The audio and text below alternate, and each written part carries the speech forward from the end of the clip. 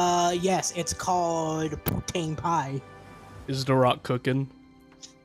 Yes, pie. If you want some pie. All right. Like, I don't know if any of you understand that joke. Nah, While ago. Stop, please, with Rhea Ripley, please. Please you're don't. bad. Do Oh not. my God. Do not shit in the mic, please. Bro, Twitter's gonna break me with Rhea. God damn. This woman, she is built different. Is she Aussie? Yes, she is. When she, I don't She's know. It's Aussie. okay. So I can see her like when she's all fucking makeup and shit. Mm-hmm. Yeah, no, she's a really fucking attractive woman. But when she hasn't got it on, Uh-huh. her face kind of reminds me of Machine Gun Kelly. Would you Fucking like to God. know she has made What the the joke fuck? that her face is like Machine Gun Kelly. She has made the joke. Oh, okay. Okay. She is very well aware of it.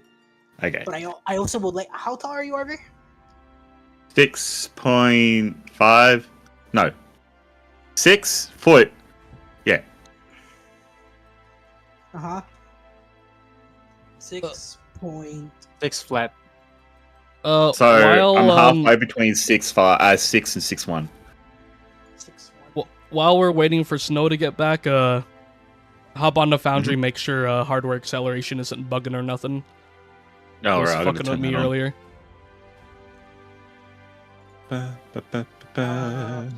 Okay. Our Rhea fourth Rip- player is currently on the shitter.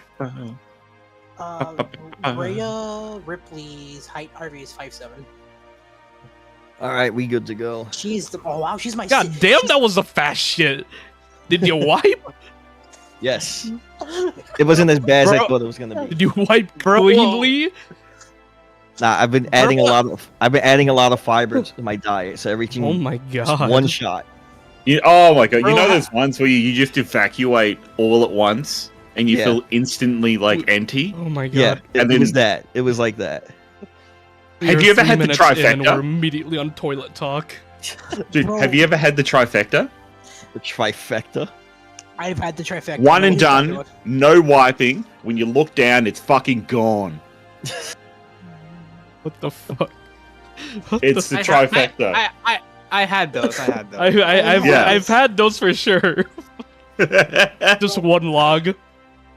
Bro, today I had Taco Bell and I genuinely thought I was going to be in my nah, that shit just emptied. It was all But- like, it was like very long fucking What- poops. I had to, When like, I break was that shit like, when I was like 11 or 12, I was at my cousin's house, right? And he had 3 brothers, so they were like 4 sons altogether. I was sleeping over, and it was like 1 a.m. And like I was sleeping in like the living room couch or some shit because it was a fucking sleepover. We were playing fucking Xbox in the living room. I fucking like sleepwalk over to the fucking like bathroom because I needed to fucking piss. I turn on the light. I just see a fucking football inside the commode. Like, bro, that shit was a fucking football.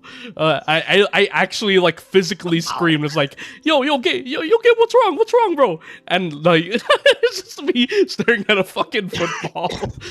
It's like, oh, yeah, that's probably the oldest brother. I'm like, god damn it, bro. God damn it, Queen Gerald. Oh my god.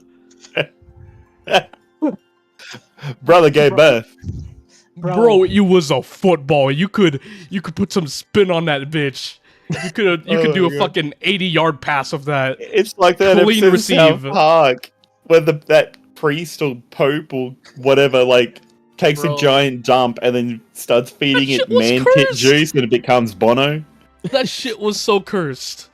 Oh my god. You should have asked him if he lost like how many pounds after that shit. Dude, that was a baby. That was a goddamn baby. Oh my god, okay. Let me pull up my notes real quick. I don't know if Moon is And- watching, but if Moon is watching, I apologize for all of the poop It was talk. 3 minutes in and the topic became poop. The topic became poop. This was out of my control. I've had 0 influence on this. You cannot blame me. Oh. It's easy to blame you. Oh Fuck my you. God. Okay. Hey guys, colon health is very important. It is. That's It- why I'm taking a lot more like fiber supplements and stuff because I'm gonna Go be take- 40 this year. Everything's turning to shit. Go get your Literally. annual physical and get checked for prostate cancer. That's right. I'm telling you, get TSA agented by your doctor. Listen, I have no shame. I had a colonoscopy Me too. 4 years ago. That was And- 2 years ago for me. Yeah. The procedure itself is not bad. It is the prep the night before that is the worst experience of my life. Actually, Oh, second- that's right. Yeah, you got to drink that shit that makes you fucking Yeah. Yes. more that, empty. s- than my some people have to have an enema. That shit Mhm. sucks. I'd rather do that because No, it's- an enema and a colonoscopy procedure. when you're drinking that supplement, you're sitting there, everything's fine, and all of a sudden it feels like someone took a claw into your Dude, stomach, that thing is and awful. you gotta run. You gotta run because you got Dog. like 5 seconds to make it to the bathroom. You are taking a shit in reverse. That shit It, was scary. yeah, yeah. But So the procedure guys, itself again, is gut fine. health. Gut health. The guys, procedure gut itself health. is literally fine. It's the fucking prep that was a Yep. nightmare. Oh my fucking god. Okay.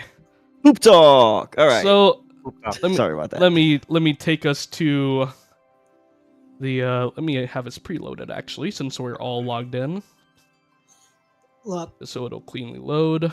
Let us This take is a good let's go to advice. the world map right quick. this is great advice for me or since we're the two youngest in here. Go get your shit checked, literally. Okay. Anyway. Yeah. Literally.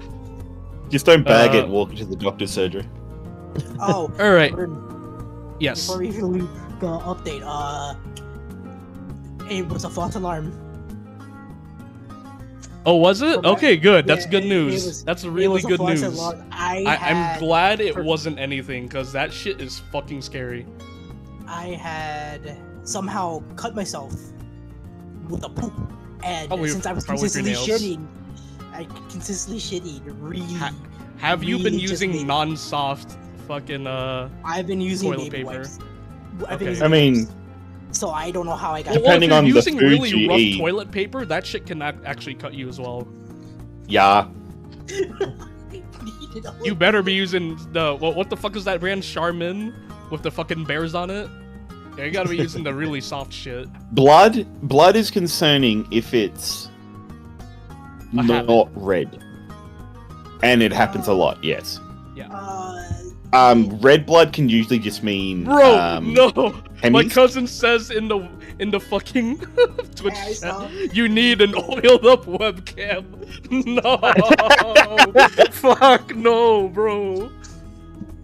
Gonna Oh start my shelving fucking GoPros, God. son.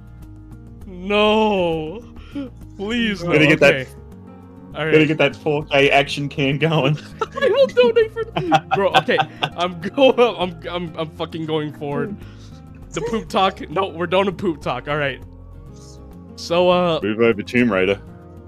God damn it. So while the Abyss Hunters have their hands tied in Kugane, a new adventure is finding itself across the sea in the continent of Vilbrand. 4 tribesmen are about to port in Limenza. So while we have our usual quest going on, I'm going to hide these.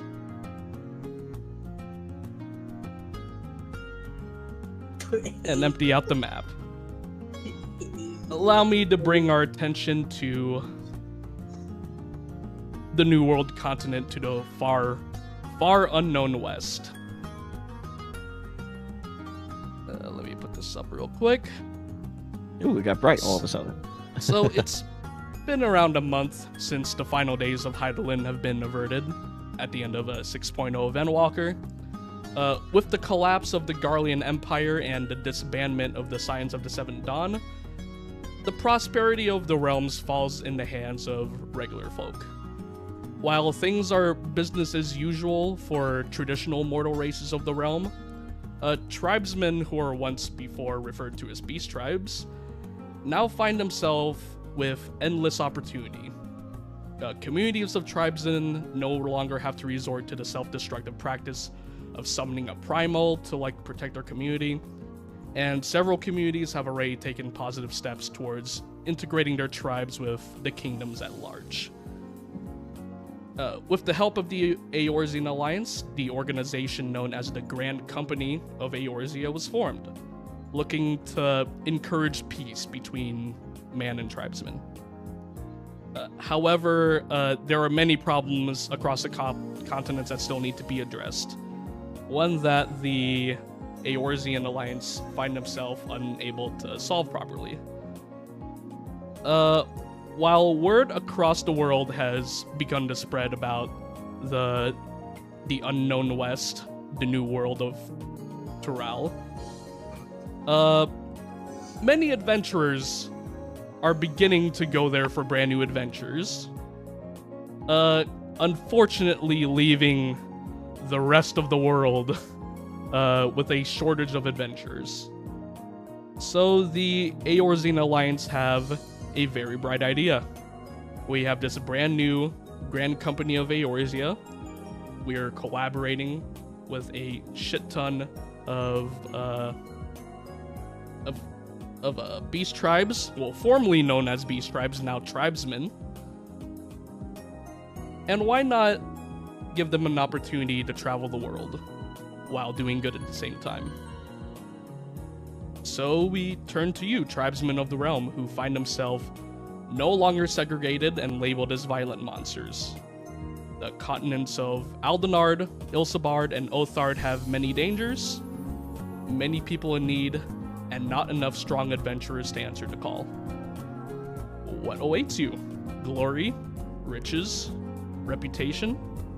The rest that happens is up to you. Our first adventure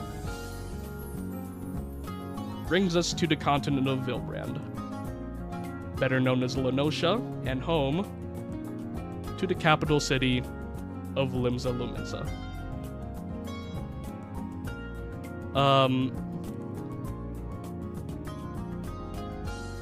Our journey begins with a letter received, which all of you receive from your local community. And each of you are greeted by a Moogle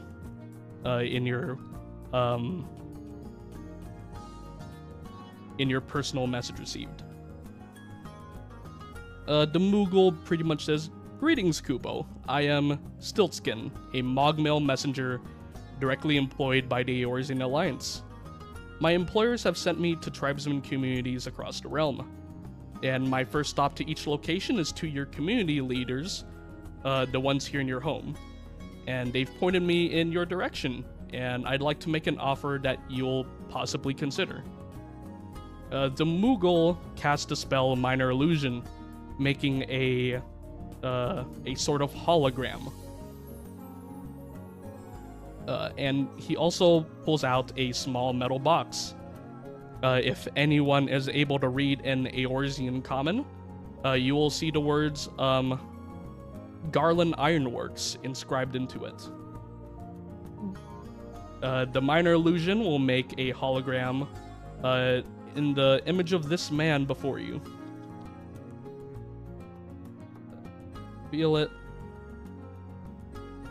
And the device begins to play a recording. "Greetings, and I hope this message finds you well. My name is Ashley Riot, and I am reaching out to you on behalf of the Grand Company of Eorzea.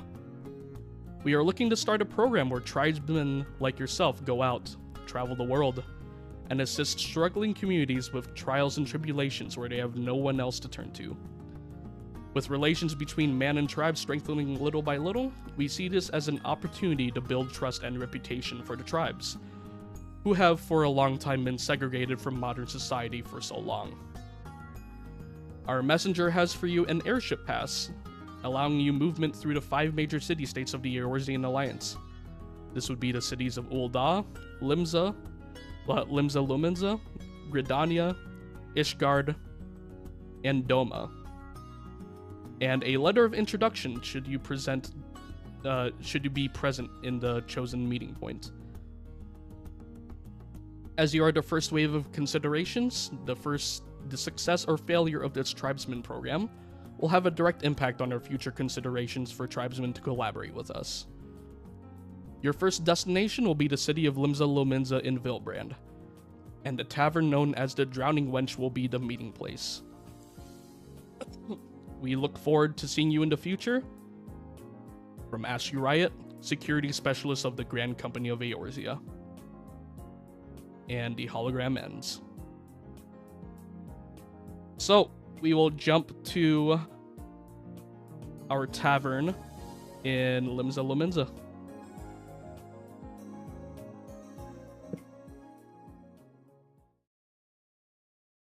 Alright. Give me one moment, please.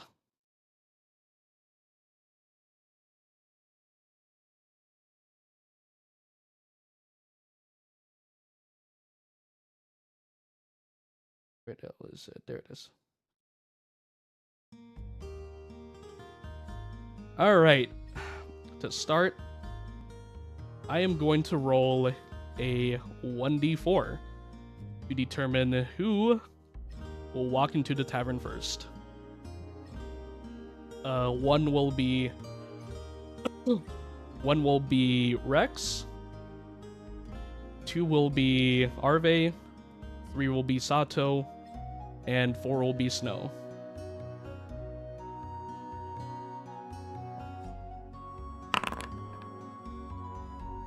Right, Snow. All right. I will make you visible on the map. Snow, please introduce yourself and the character you will be playing, and a short synopsis of their story up to this point. So, the Moogles are very mischievous, like to play pranks, and there is one Moogle in particular that a lot of the other Moogles in the Churning Mist pretend like they get along with this Moogle, but they've been waiting for an opportunity to play a really good prank on this one Moogle. And this Moogle is Mogrius.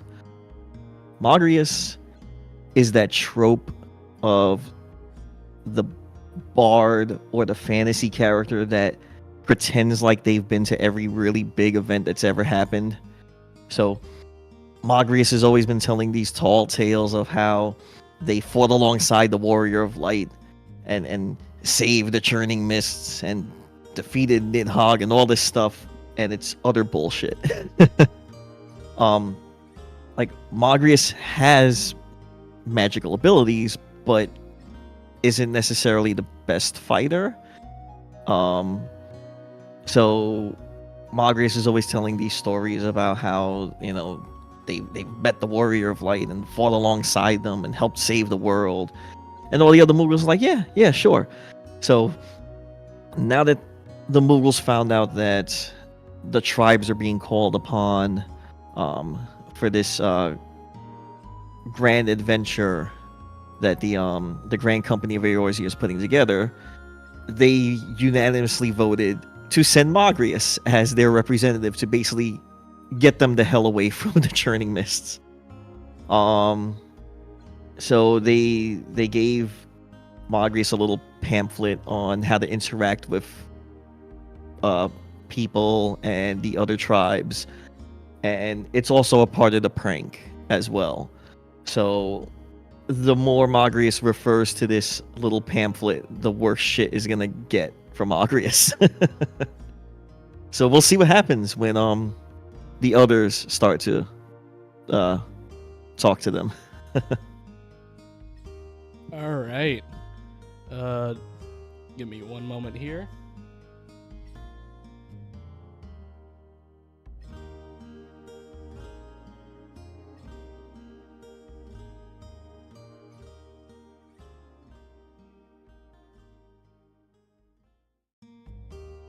Okay. Mogrius, you enter the Drowning Wench with a letter of introduction in your right hand. The patrons look lively, with a few looking in your direction with caution. And there is a man at the desk over there. What do you do?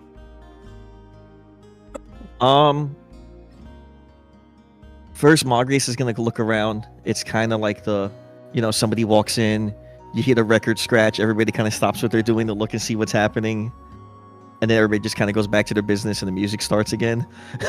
It kind of feels like that. This is probably the first time Margrace has seen so many different races gathered in one spot.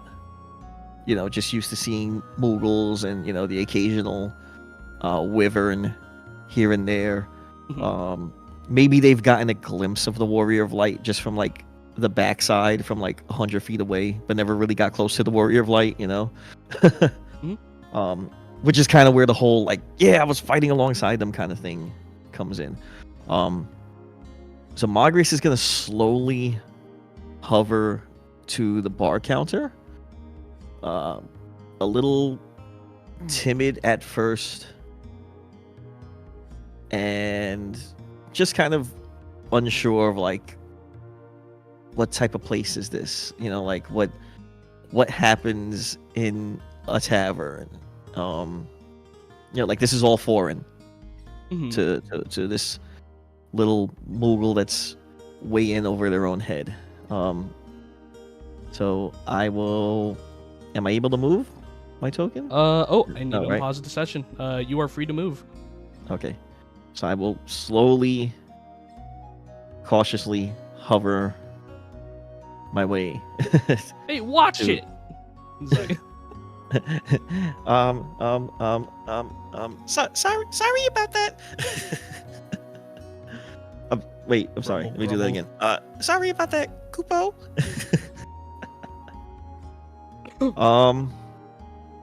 well, now. So I'll look at the tavern keeper and pull out the little pamphlet that they gave me.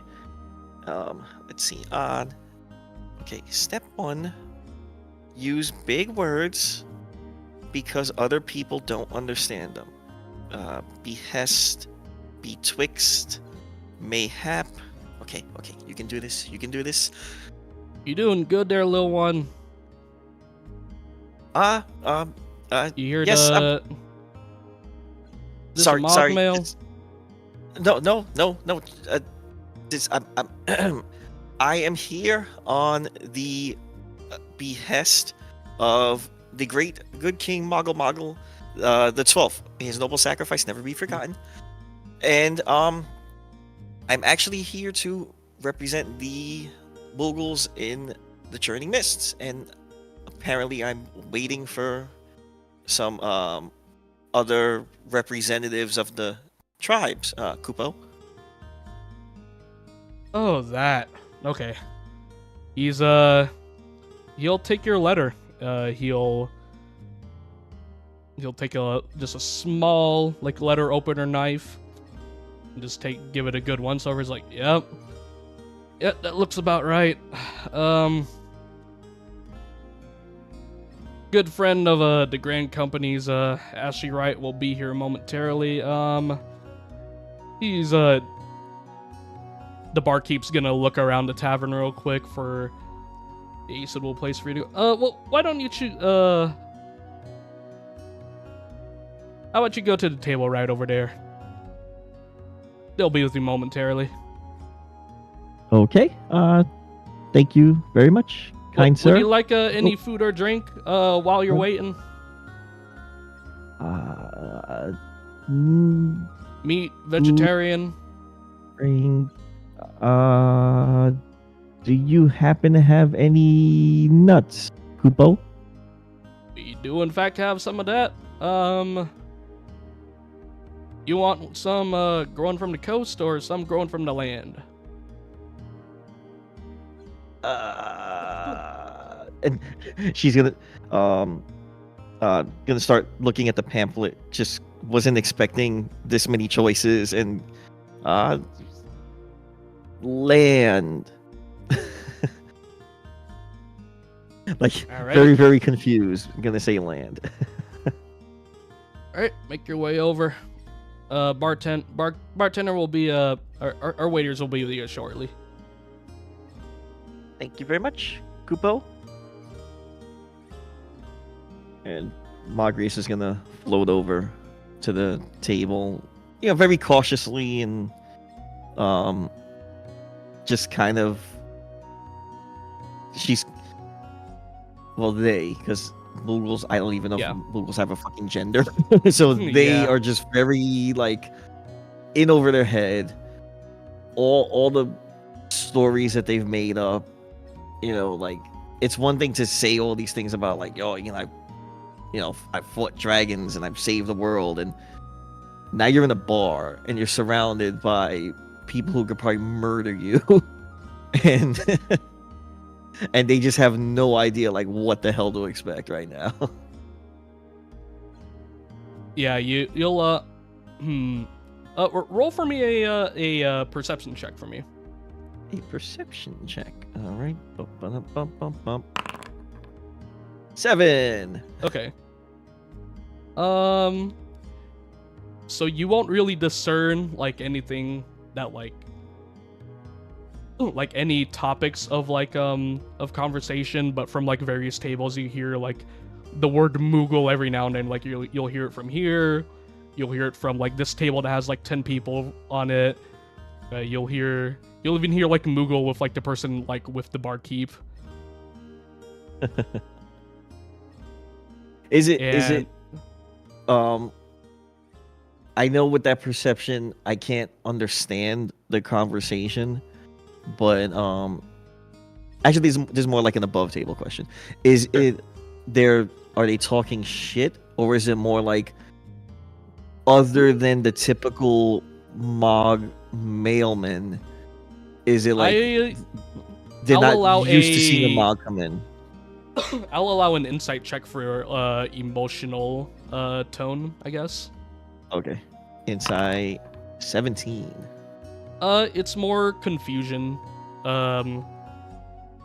Like you won't hear like Mog mail or anything, but they're like it's not positive or negative. It's just like, I didn't expect that today. Kind of vibe. Gotcha. Okay. Yeah, that's what I was curious about. So yeah, Malgrius is gonna just snack on a bowl of nuts. Almost like so. Chris eating because Moogle hands are so fucking tiny, right?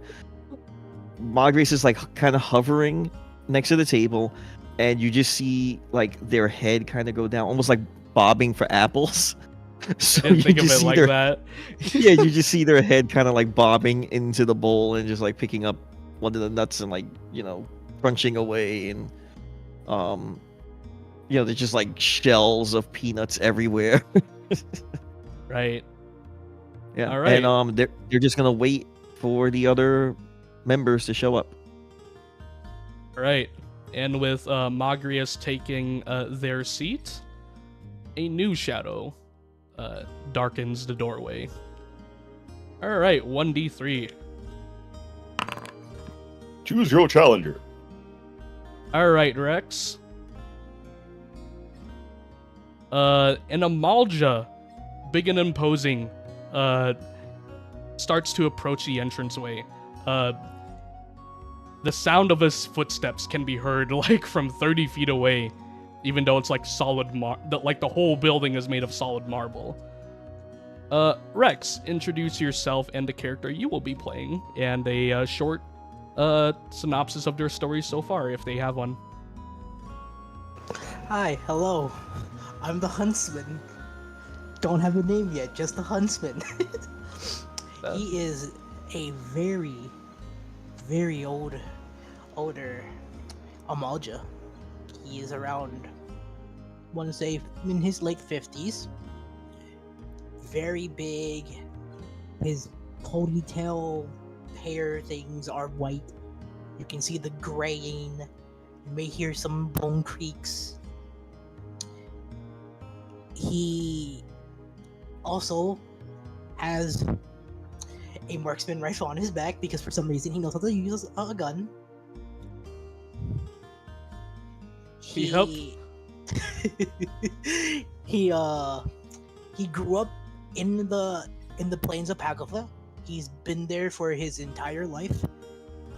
He has lived. He has fought. He's also fought in the zealots of those who've been corrupted by Ifrit. He's been in multiple skirmishes with them. He has fought a lot of them over the years. He was there when the Garleans invaded Pagotha with the dragons. He was there when he fought them. He lost an eye because of it. He is just this old man that just wants to teach these youngers how to hunt and how to live off the land in Pagotha. But with the invitation by Mr. Riot, they nominated him as the most experienced huntsman of their clan to take up the honor of the Pagothan Almaja, to take up the call of the Beast Tribes. Right. Huntsman, you entered a drowning wench with a letter of introduction in your right hand. The patrons look lively, with a few looking in your direction with caution, and there is a man at the desk over there. What do you do? He looks around to see if there's any threats or habits. There's some muscly men over here, but they are all just playing cards. Like, everyone at this table isn't even like paying any heed to you. They are all like they're all hunched over, like looking into their hands, like playing cards. You see some people at this desk over here enjoying food and drink, and they all have like guns at their hips. But other than that, everyone seems relatively friendly over here. He starts looking for anyone that can tell him directions to said meeting of the Beast Tribes or the Tribesmen. Well, the guy at this desk looks pretty important. This guy, I would like you to unpause the game for me to move. Yes, sir. Go ahead. Thank you.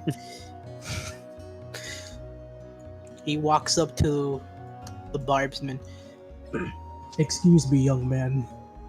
Do you know where these Tribesmen meetings at? Holy shit! What have they been feeding you? A lot All of right. Ammontois. Well, I'll be.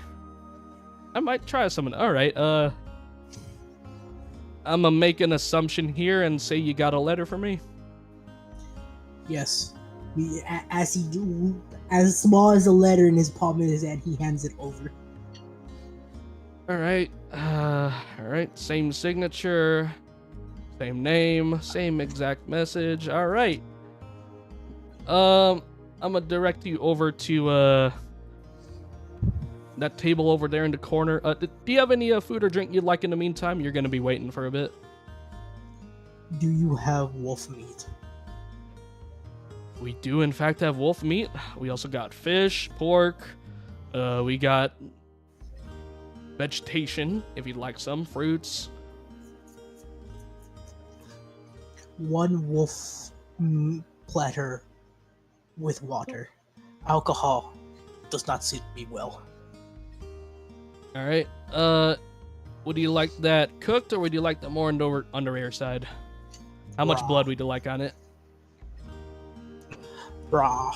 We Amaljan eat our food raw. You got it, my friend. All right, go ahead and take a seat with that gentleman over there.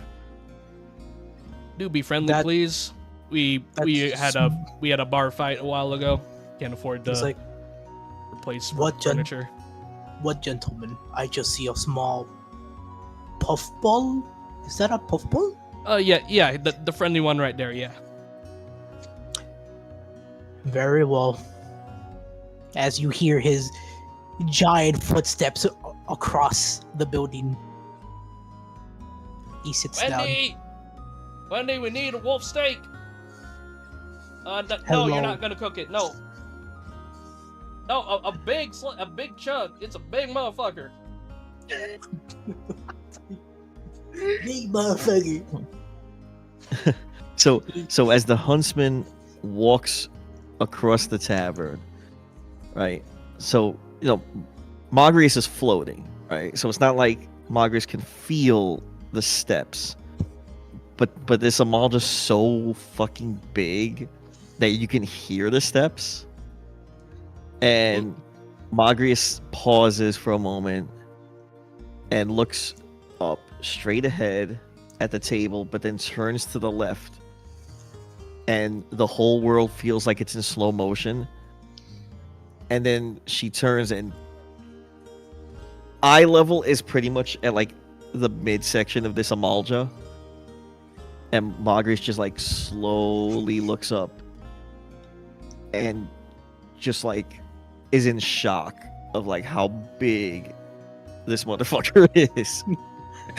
Is the huntsman still standing, or does he take a seat?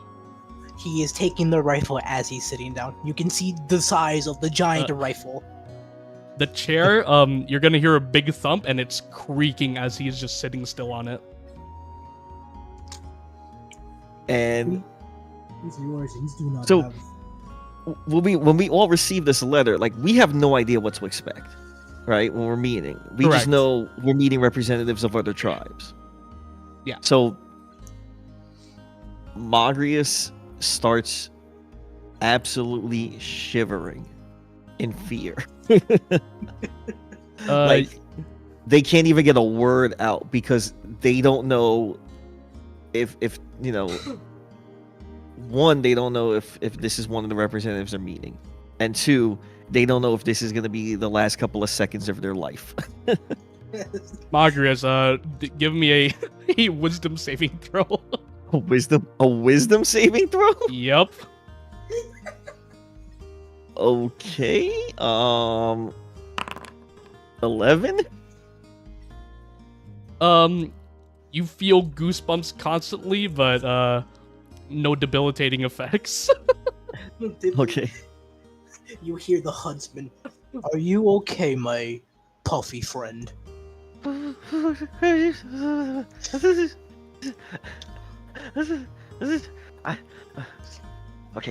the pamphlet. Okay. Behest betwixt. I am here. One wolf steak for the big fellow. The plate clatters on the table.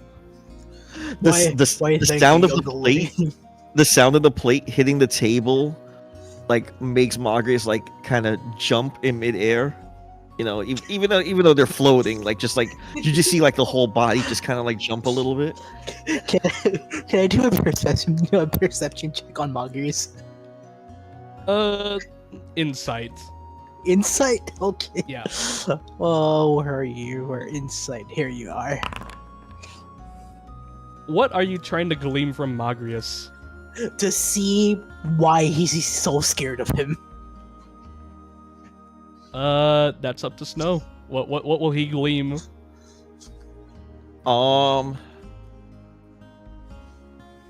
So it's because Magrius has never like I was saying before, Magrius has only dealt with like other Moogle, some of the dragons, but like they're really small wyverns, like they're really ones that like just slightly bigger than the Moogle, maybe the occasional adventurer passing through the Churning Mists and Mogholm, but that's like you could count, on two hands how many they've probably seen. So they've never seen an Amalja, and you could be the friendliest Amalja in the world, but like to someone who's foreign to them, like you look, you're terrifying. Like you're fucking gigantic. Like if you put a Moogle in a headlock, like the Moogle's head's gonna come clean off their body. So it's fear of the unknown is what you're sensing from that insight. Fear of the unknown. Yeah. The huntsman gets up, faces Magrius. He kneels down about eye level with him. You can see the giant scar going down his eye and the whiteness of it, and he goes, "Do not be afraid, my young puffball friend. I do not harm."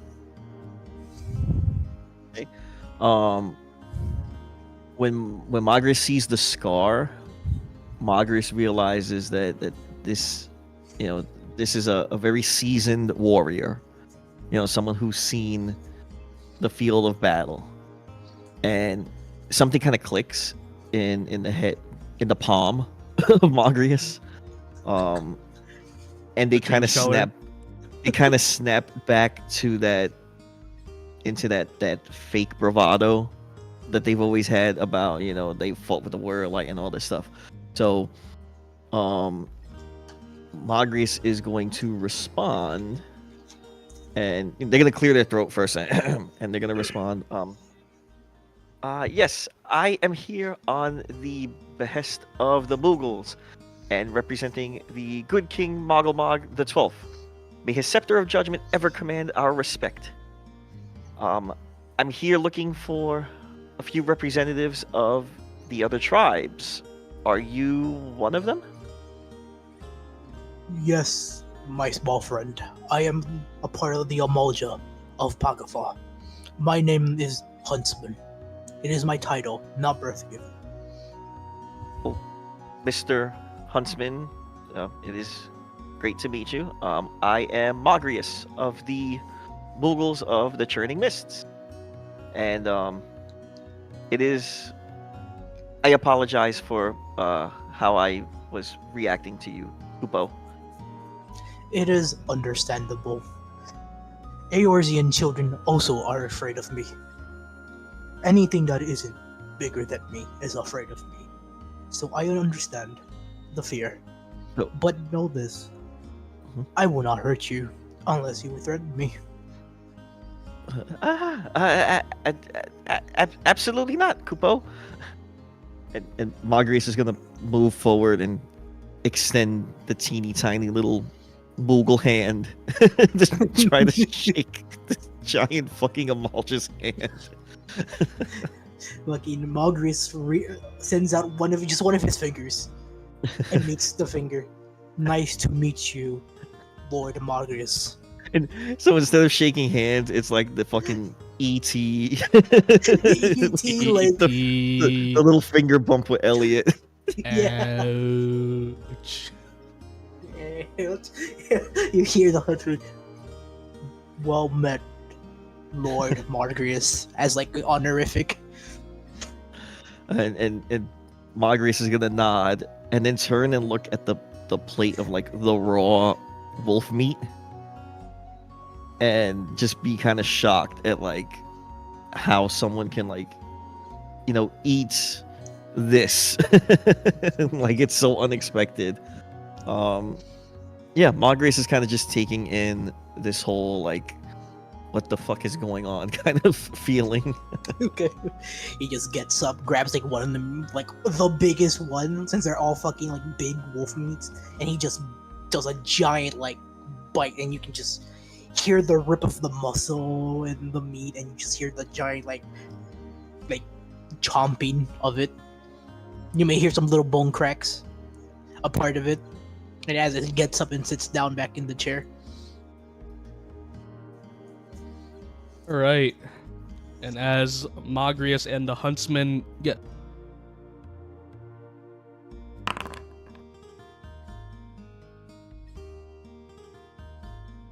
you see his footsteps feel just as heavy, but maybe not as dense as like talon-like feet are striking against the. But it's very sharp and very loud. Arve, please introduce yourself and the character. Vani character of Toa Momoa, who is a fresh adult warrior bird.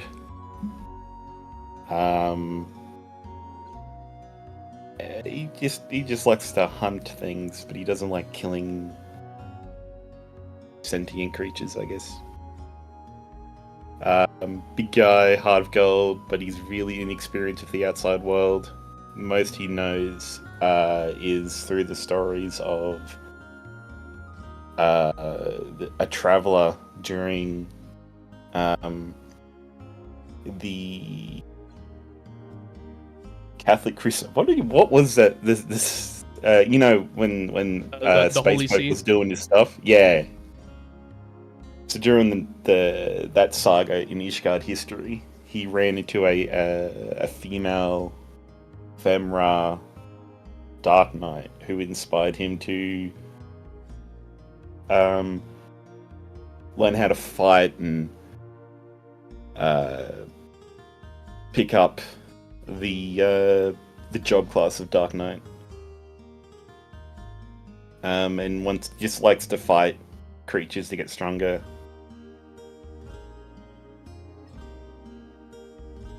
Right, Toa. But yeah. So Toa, you enter the Drowning Wench with a letter of introduction in your right hand. The patrons look lively, with a few looking in your direction with caution. And there is a man at the desk, right over there. What do you do? Because it's a new environment, he's gonna have a little look around, like an owl would, preserving the area, getting a gist of what's going on. Everyone looks like they're talking to people except for the guy at the bar, so you'd probably waddle over to old mate here. Yeah. Oh, whoa there. Okay. Hello.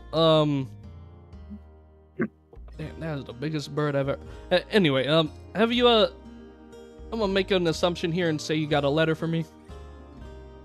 Oh, yeah? Got his letter. I had a little guy here help me find the way over. Are you who I'm meant to talk to? Yeah. Let me see that letter, please. Yeah, here you go. Alright, he opens it up, gives it the quick once-over. He goes straight to the bottom of the page, sees the signature. Alright, you seem good to go. You'll be, meeting at the table over there. Go ahead and have a wait over there. Would you like any food or drink in the meantime? Oh, nah, that's all right, bro. But thanks for asking, eh? Righty, no problem. Walk over to these lads, I guess. Chuck a squat. Whee. Magrius, you are from the Churning Mist, correct? Yes. So you will recognize this Vanu that takes a seat right next to you. You two took the same airship from Carathis all the way to this continent. You two haven't really spoken to each other. It was like a public transportation vehicle. There's like maybe 20 other people on it, and you two are just like on opposite sides of the ship, but you do recognize him. Same for you, Arve. You do recognize this Moogle. Oh, this guy. Yeah. Oh, hey, little guy. Oh, it's you again. What brings you over here, eh? Here to meet with some representatives from a couple of other tribes, Kupo. Oh, yeah. Sounds interesting, eh?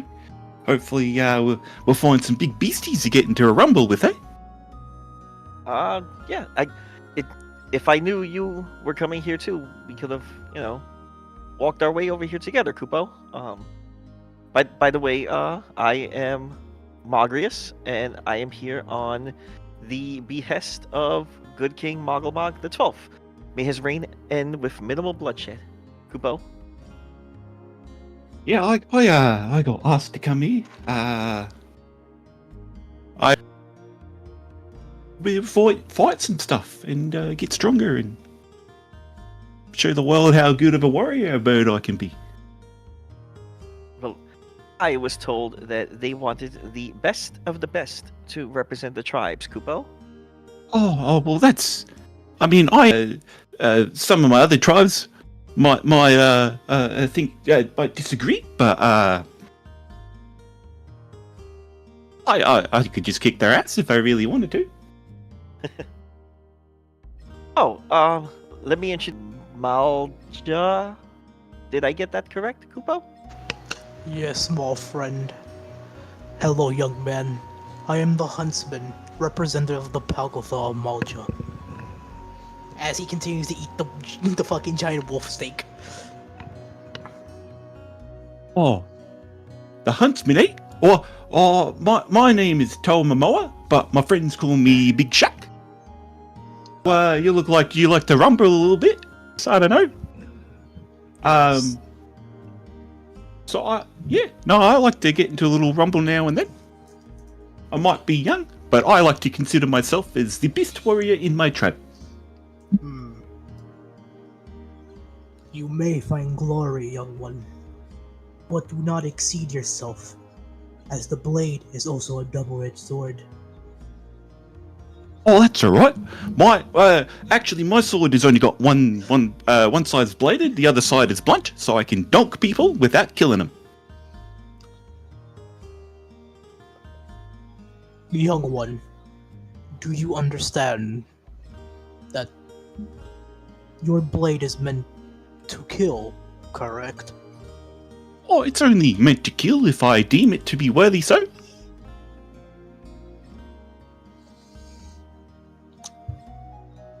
He just continues to eat the meat, contemplating what is wrong with him. Wendy, I know we're out of meat. No, the bird is not. No. Get back in the fucking No. That bird is not food. You hear the huntsman call out, "Do you have more wolf meat?" Yes, we have more meat.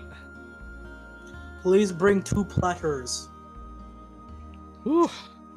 Mr. Riot's gonna be unhappy about his tab.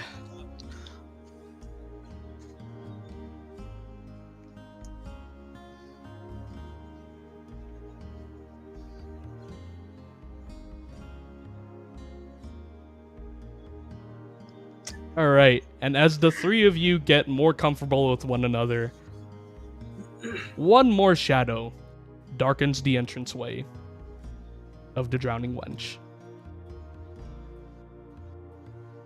Oh, it's over here actually. Sato, please introduce yourself and the character you will be playing, and a short story about them so far if you have one.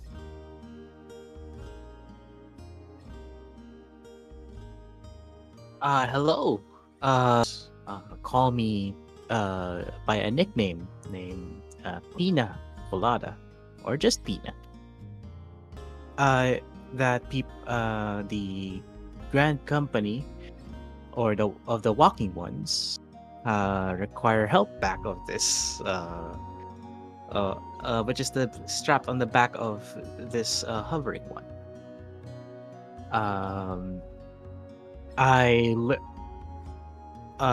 I recently learned to take this thunder gun with me because a walking one recently visited the Ashley? No, the where the sylphs are. Oh, the 12's Wood. There we go. We see walking ones go around the 12's Wood hunting bad beasts using these thunder guns, and I got curious, and one of them graciously taught me how to use a thunder stick, and yes, I wish to see. All right, Pina. You walk into the Drowning Wench with a letter of introduction. You hover into the Drowning Wench with a letter of introduction in your right hand. The patrons look lively, with a few looking in your direction with caution, and there is a man at the desk over there. What do you do? That one looks. Being careful not to bump into. Right. Go fish. They call the games. I see. Hmm. Hello there, walking one. Hi. Ah, another small fellow. Oh, you seem friendly enough. Is that a gun?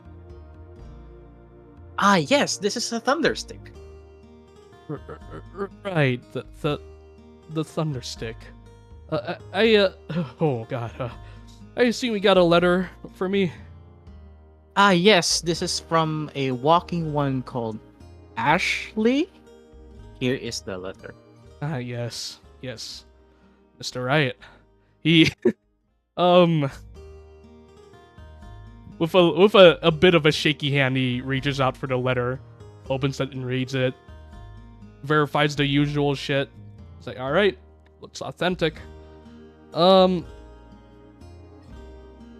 other ones from the tribes are waiting at the table over there. Can I get you anything while you all wait for Mr. Riot? Food, drink? Oh, this one does not eat food, but I would appreciate a bucket of water. A whole bucket. A whole bucket. An ounce, a pint, a gallon. A bucket. Bucket it shall be. Hey, Wendy! Bucket of water for the hovering one. No, you may not get salt water. Get some fresh water.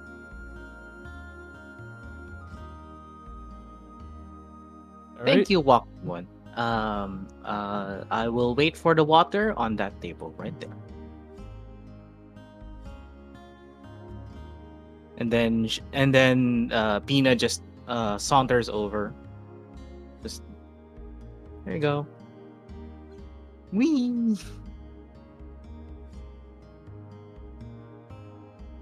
The three of you see a green thing hover over to your table.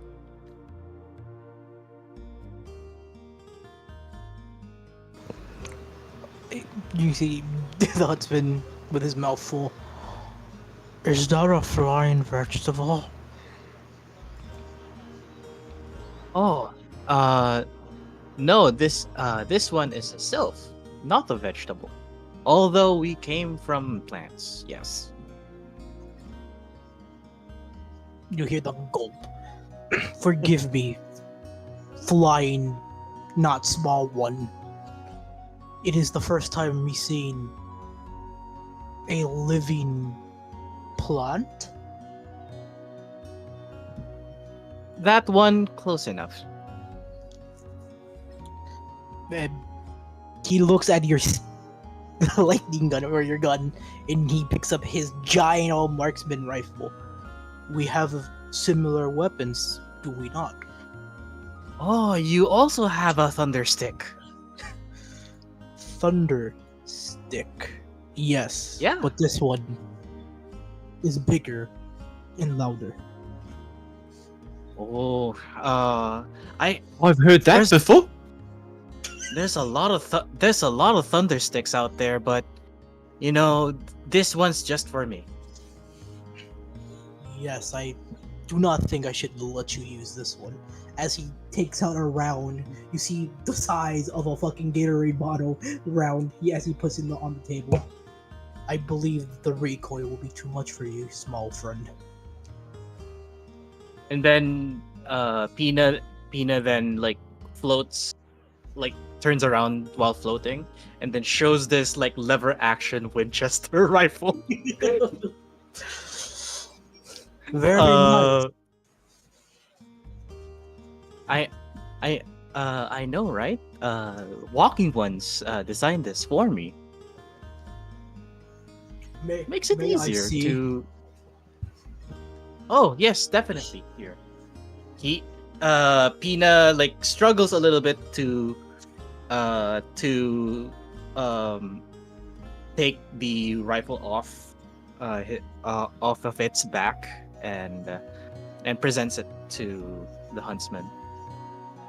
A blonde here will saunter over and put a bucket of water down. 1 bucket of water for the floating one. Oh, just put it on the table, please. Thank you. Very well.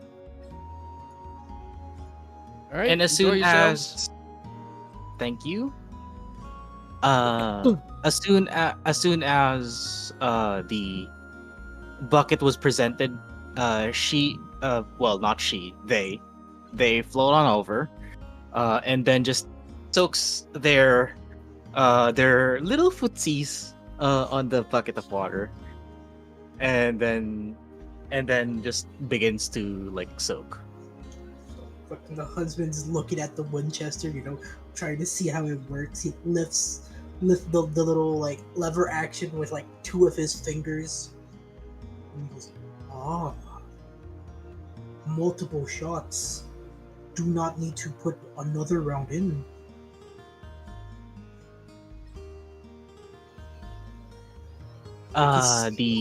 It can hold more than my leaves can count. You have a lot of leaves, flying one. Very easy to maintain too. He's like, yes, where are my manners? As he points over, as he's still looking at the gun. These 2 are allies of ours that will join us, Lord Magrius and Big Shock. Hello, I'm Big Chick, I can't. I fucking can't. but my tribesmen know me as Toa Momoa. So you can call me whatever you feel like, little guy.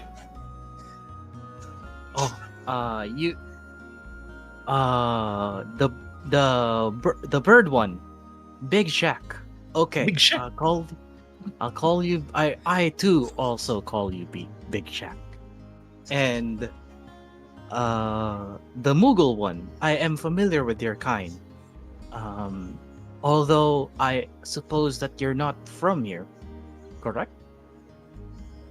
That is correct, Kupo. I am Magrius of the Churning Mists, and I am here on the behest of good King Moggle the 12th. May his reign end with minimal bloodshed, Kupo. Did you say you're from the Sylph? I am Sylph. This floating one is from Sylph. I am from Gridania. We have a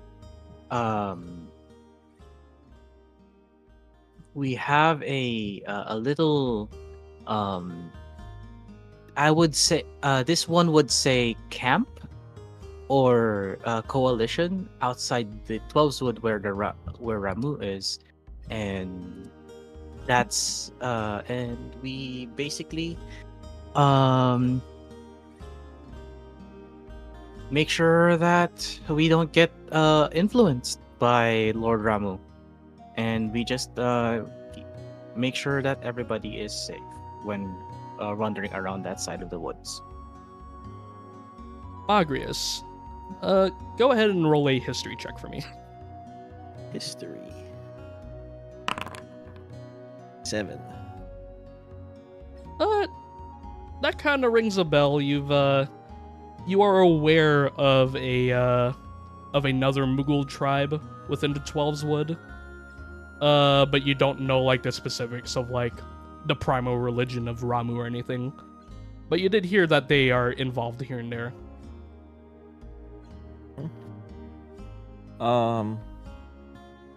Magrius is going to hover really close to our new Sylph ally, like close enough that like their foreheads can almost touch. Above table, I assume that they speak Sylvan, correct? Yes. Okay. So Magrius actually does too. And in Sylvan, Magrius is going to ask them, are we in danger from the two big guys here, Kupo?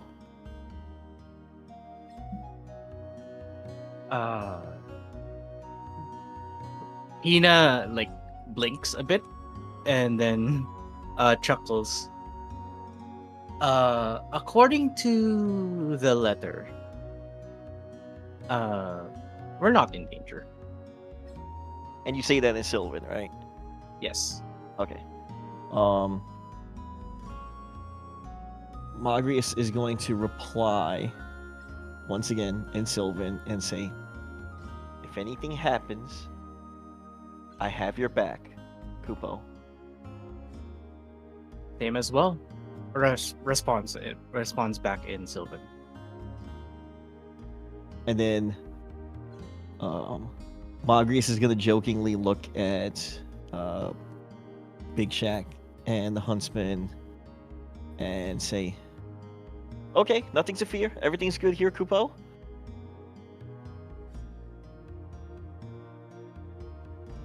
Huntsman, can you help tie that thunderstick back here on my back, please? Yes, flying one. He grabs the gun, puts it on her or their back, and ties it up. Do you want it tight or loose? Flying one. That should be enough. Yes. Okay. As the huntsman goes back to his the little meat left as he waits for the other two platters. Just chill in the bathtub. The fucking bathtub. The bath bucket. The bath. I can't with Big Shack. The man's not hot. Man's not hot. Oh, All right, as the Says, four of babe, you, take off your feathers. I say, man's not hot. as the four of you get more friendly with one another, you will begin to hear fast-paced footsteps from the entrance, and you will see a tall Hurrian man that you recognize from the Mughal hologram just begin to like saunter over, like he Battaron, have they showed up yet? Oh shit, Mr. Riot, good day to you. Yeah, they're at the table over there. Get you anything? Cup of coffee. Will begin to saunter over. He'll take like 3 steps forward and then like pause for a second. He's like, oh damn. Yep, this is what I signed up for. I approved of this. Alright, hello there everyone. water is a very weird substance when it's not drinkable. What are you talking? I am from the plains of Alcatraz. He sees the sylph in the fucking... A little salty, but it's good. Alright, you're from the 12s, huh? That makes sense, as far as I know, they had to purify the water over here. We don't exactly got too many freshwater sources over here, so we gotta throw them into a boiling pot, make it drinkable for even the regular mortal races, you know? As far as I know. As he's like trying to look for more meat, he calls to the barkeep. Barkeep, where is my second platter? Second? Wait, how much? He's sir. One platter. I have ordered a second one. We Amaljan eat a lot. As you can see, our bodies need the calories to burn. That makes sense, right? I guess while we wait for you to get your food, any outstanding questions about what you might be? This one has a question. Go right ahead. In case this one expires in some way or form. Where I came from. Ashley is taken aback at first, but do make sure that you relay that to your allies here, as you will be watching each other's back from now on. He looks to the huntsman Magrius and Toa. As long as you'll offer the same courtesy, we'll do it for any of you.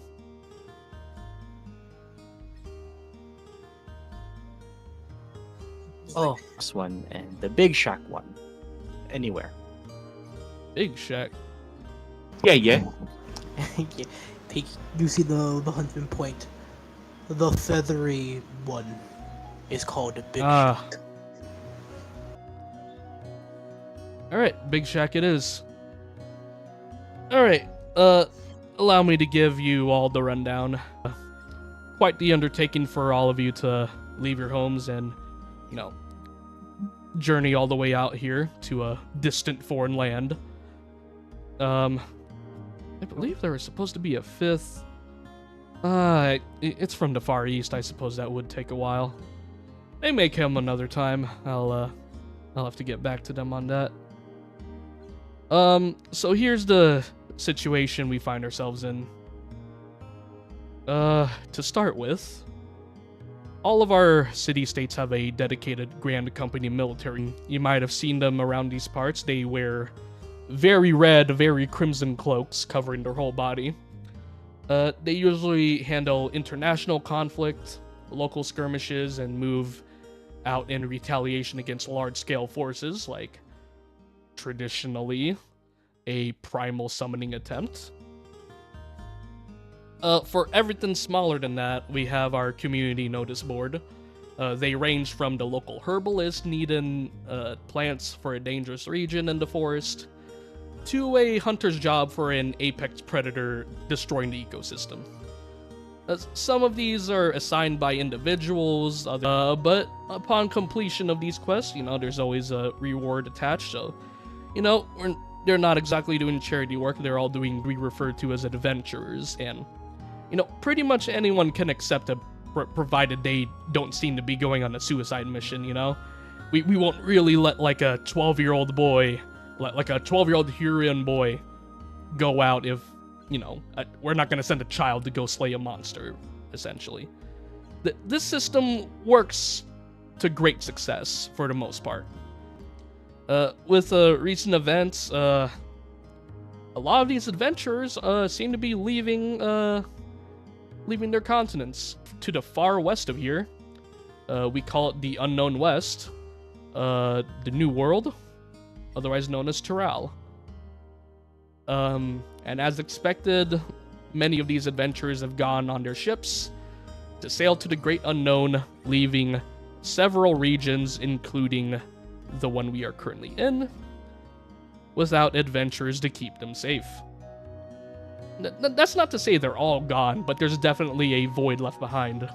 We've tried to fill in where we could with our Grand Company forces, but we find ourselves stripped thin, if I'm being completely frank.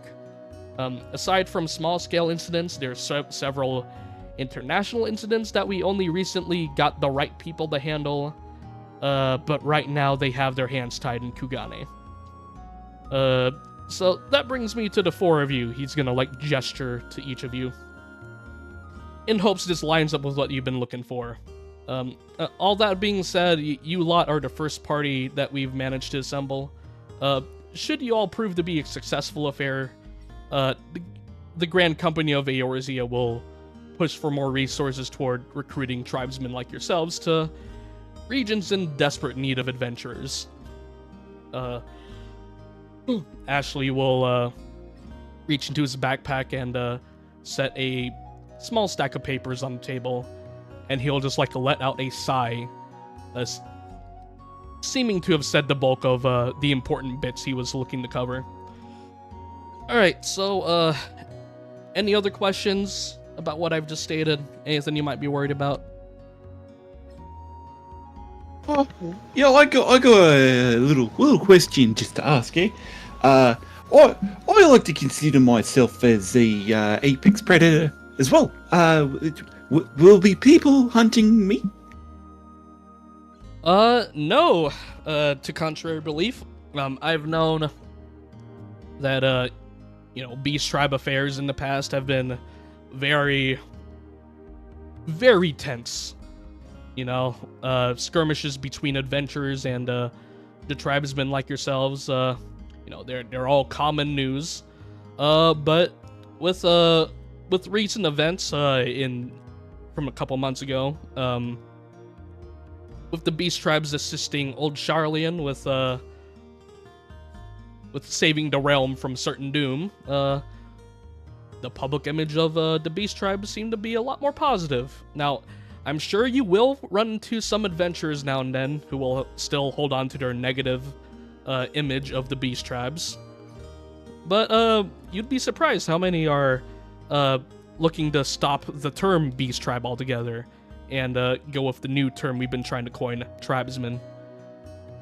You're all not animals, you are thinking beings just like us, and we would like to give you the sort of respect that comes expected from that treatment. As you see the huntsman just bite into this raw-ass meat. Oh, I'm essentially a 6-foot bird. I'm pretty sure birds are animals. I think that makes me an animal in some concept. We have just a remedy for that, just so mistakes won't happen. He will reach into his bag, and he will bring out a sash that has the colors of like dark orange and black, yellow, red and purple. This is the current insignia of the Grand Company of Eorzea. Adventurers worth their salt that aren't just, mercenaries looking to rob people.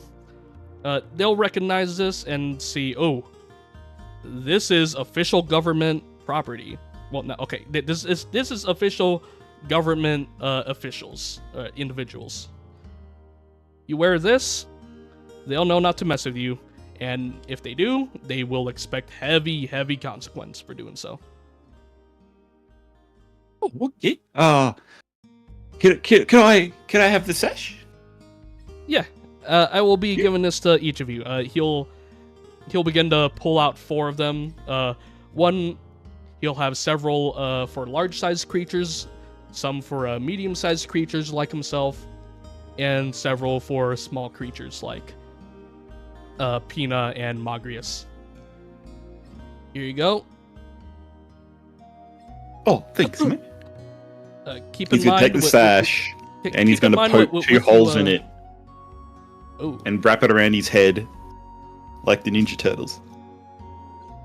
Now, wearing this, you will be representing us at the same way. While this provides you protection, we are also very much taking a bit of a risk. So, don't go sullying the Grand Company's name, yeah? We want people to welcome the Tribesmen over time, not the reverse. As the huntsman grabs the sash, he says, "I will do you honor, Mr. Ashley, and not break these." That's understandable, and he's nodding to that in full agreement. Any other questions? No. Oh, I don't know about the other 2 little guys, but I don't think I should have too much trouble. When I met my Zayla friend, she helped me out and kind of taught me a little bit about the outside world. But this is probably the first time I've ever travelled out. But hey, they were relatively new to adventuring, I guess. They inspired me to take up the Dark Knight job. Very noble endeavor. I look forward to what you do in your future, Big Shack. Yeah, just line me up. I'll be honest, I don't like killing people, but... Well, that's a good segue into what I have in store for you all today. He will kind of tap the papers on the table that he pulled out earlier. Any questions before I proceed? He looks to everyone. No, sir, Kupo. This one is understanding so far. I just itching for a fight. Anyway, let's get on to your first quest, so to speak. He will begin to unravel a scroll, and it goes down and touches the floor. This first task of yours will take place here in our region of Lenosha. To make a long story short, there's an important fishing route that's been used by most of our locals to stock our food markets. Around 50% of our total edible goods come from this area. However, in the past 4 weeks or so, there seems to be from eyewitness accounts, what appears to be a 12 or more tentacle octopus attacking fishing. The time of day it attacks the most seems to be during daylight, making it pretty difficult to simply get around the octopus or continue fishing and avoiding the danger, so to speak. Have they tried eating it? Well, that implied they'd be able to subdue the octopus first. As a result of this giant octopus causing problems, we've seen a sharp decline of at least 60% fish imports from our local anglers. Because they're not only afraid of the fishing route that's being affected, they're afraid of surrounding fishing routes, more than just that. Even though that might be the most popular one, even the more low-key, unpopulated fishing areas seem to have a lot of fear attached in recent times. Our local... Yes, Mr. Huntsman. What is an octopus? I am from the plains of Pagatha. Do not know what it is. It is a giant aquatic beast in the same kind of the same biological family as fish. It's not exactly like say other like an eagle would be similar to our Vanu friend here. It's more so like they're both from the desert, so they are similar. The octopus hunts down fish just like we do for food, and if it pretty much anything it finds, it can get its hands on. They're not sentient like you and me, like they aren't capable of speech, as far as I know, but yeah, you can consider them a beast to be hunted, or one to be left alone. But in this case, since it has shown heavy hostile intent, it is something to be hunted, yes. Very well. Our local grand company, Maelstrom, has even tried to deploy a combat vessel to try and subdue the octopus, only to leave in one of our important ships in a state of heavy repair without even inflicting a notable wound on the monster. In the meantime, every single notable fishing vessel has taken to do their business on other parts of the continent. Some have taken to just taking a vacation, so to speak, until things calm down. And, well, that's had pretty heavy effects on our food market. Well, let me correct myself. All fishing vessels seem to have turned away from this fishing route. All except for one. Ashley will take out another piece of parchment with a detailed portrait of the fishing vessel's captain. Let me grab it.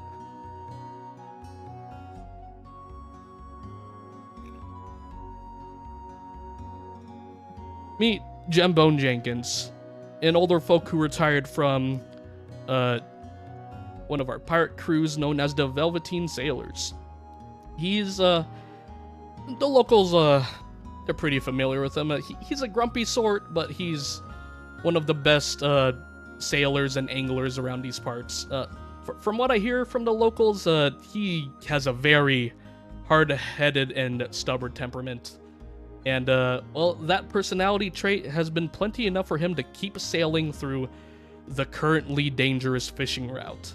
And he's even taken to fight the damn thing once or twice with his apprentice.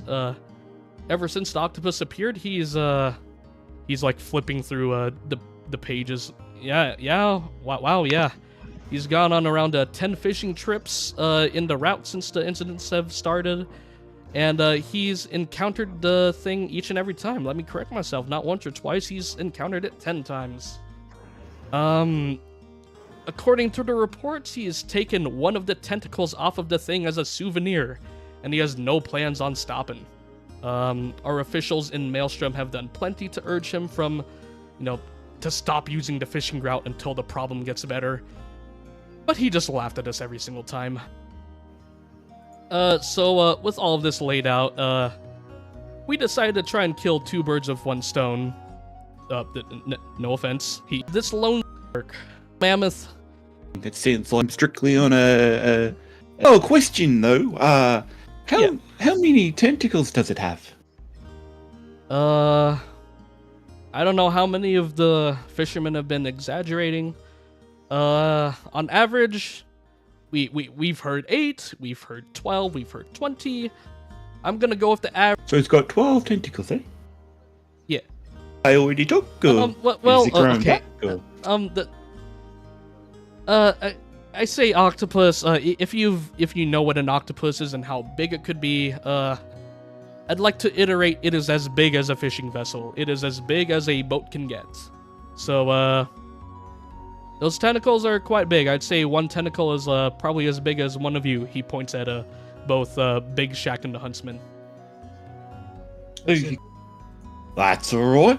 I might be a young Vanu, but I am well above the average. Oh, what happens when we kill it? Do we have to give the parts to someone, or can we keep the meat? Or that might be up to Mr. Jenkins, but I will tell you, upon finishing your first quest, so to speak, he'll take a pouch out of his backpack and let it clink on the table. You'll see a big, huge bag with a bunch of things jutting out of the cloth. This here is 20,000 gil. It'll be evenly split between the 4 of you. I don't know if all of you are familiar with our economy and commerce and how currency works, but I'll let you know. 5,000 for each of you. That's quite a lot of money. Oh, these are the shiny ones that the walking ones told me about. I need these so that I can make fuel for my thunderstick. That would be correct, yes. So I would like to reiterate, this is a dangerous quest. We've got around 4,000 people on the island of Limsa right now, and none of them want to mess up this octopus. I will point out there is very real risk of death associated with this task. Mr. Colada inquired. If death does happen, we will respect any ritual procedures. We will send you back home, so long as we get something back. But if you will take this, you will be doing a huge favor for the land. Oh, I wouldn't worry about any mishaps. I don't think this beastie will be any issue for a guy like me. Probably chance me. I would like to have one question for the lot of you. He's gonna see the boomstick and the fists on Mr. Huntsman. He'll see the 2 guns on Pina Colada. He'll see the rapier and Magrius. And he'll see the great sword and the glaive on Big Shack. Do any of you take to healing magic? Oh, I don't need to get healed if I don't get hit. Right. This one is not averse to healing magics. Although we try to be in a pinch, it would be helpful. But for this one particular, we just need rest and water. Okay. Mr. Huntsman? This one knows old Amalgin remedies. You may call them tonics. Potions of healing? Of a sort. They're very... For Amalgins, they may taste fine. For the rest, I do not know, may taste horrible. But they do heal. It takes take one good night rest and wake up. You'll be feeling better. Not all better, but better.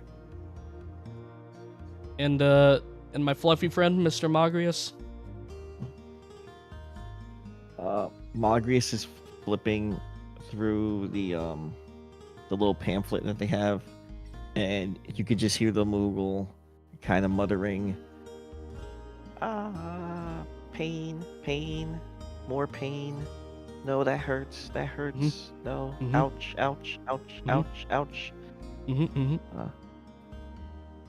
Sorry, no healing magic here, Kupo. All right, that's what I was afraid of. He's gonna reach into his bag. I knew it was a good decision to bring all this, so he's going to lay out a what would otherwise be a 6-pack of beer. Is 8 vials of healing. All right, so 2 of these to each of you. These are potions of healing. If you get hurt, go ahead and use this if you need a pick-me-up.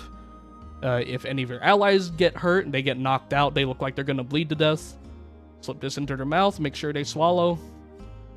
They'll be able to get up off their feet. It's not as good as a dedicated healer on your team, but it'll get the job done. Above Don't board, get hit, I will add 2 potions of healing to each player.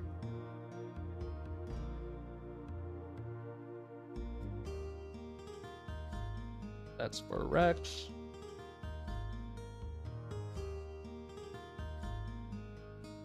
Just give me a quick sec. So, I still have my samurai things on my list.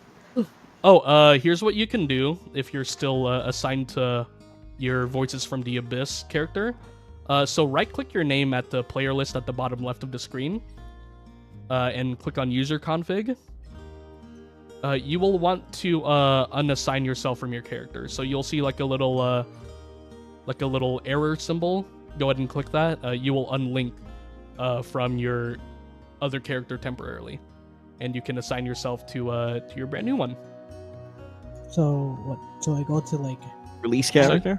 Yeah, release character. Yeah, and and you should be able to select your new one.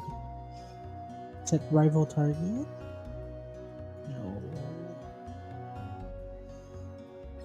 Alright, so that's potions for Rex, potions for Sato, potions for Magrius, and the potions for Big Shack. Yeah. Oh yeah. Big Shack. Plus 2 was 4, minus 1 to 3, quick math. Alright, the potions have been divvied up. Is anyone having problems releasing their character or anything? I can't even find that thing you're talking about. So the bottom left of the Foundry screen, do you see Left players? down. Where's You see- that? Bottom left. The player list, yeah, player list. Right click Oh, yourself. user config. Yeah, user config, and you'll see a button that says release character. Oh, And you should be able to scroll down to your beast tribesmen and select them. Do I reset my thing? Did it reset? Is your hotbar still populated with samurai. your samurai shit? Yeah. So yeah, if you want to, you can just drag them off temporarily. Just go up the or use one hotbars, of the you other don't have hotbars. to- Yeah. Because Yeah. you have like 5 hotbars. Oh yeah, yeah. So, So yeah, you have hotbar pages, 1 through 5. Number 5 is sufficient. I'm just reloading the page to see if it changes. Yeah. Yeah, Not that I'm it won't change for you. So you'll have to go to hotbar page 2, and it'll change your shit. It did not. Oh, okay. Where's my beast tribe character?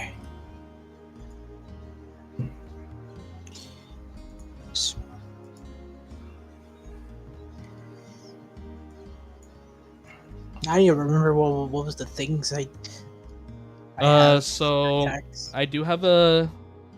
No, I didn't build the cheat sheets. Fuck. Okay.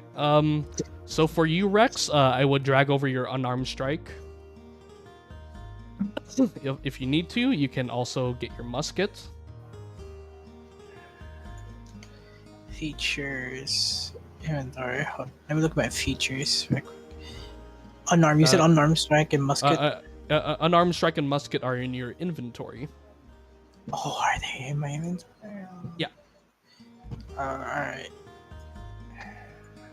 Yeah, so go there. Is Well of Darkness just my hit die, or is that something else? So Well of Darkness consumes your hit die in order to produce more Well of Darkness.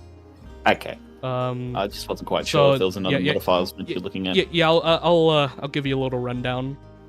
Inferno's will. Yeah. I know I need that. Yeah, so get your Inferno's will. Chakra. I need that. Chakra gate and elemental gate are important. Yeah. Your bread and butter will be Fists of Fire, Steel Peak, and let me see. Steel Peaks. If you want, you can also get Snap Punch. Yeah, I'm just basically pulling all like yeah. the skills on Yep. the hotbar. Let's see. Okay, so for Big Shack, you do want to get your greatsword at least. I don't know if you're going to be juggling your equipment, but I assume you'll mainly be using your greatsword. Yeah, you'll want so you can get your 2 racials, the surprising swiftness and your sun drop dance.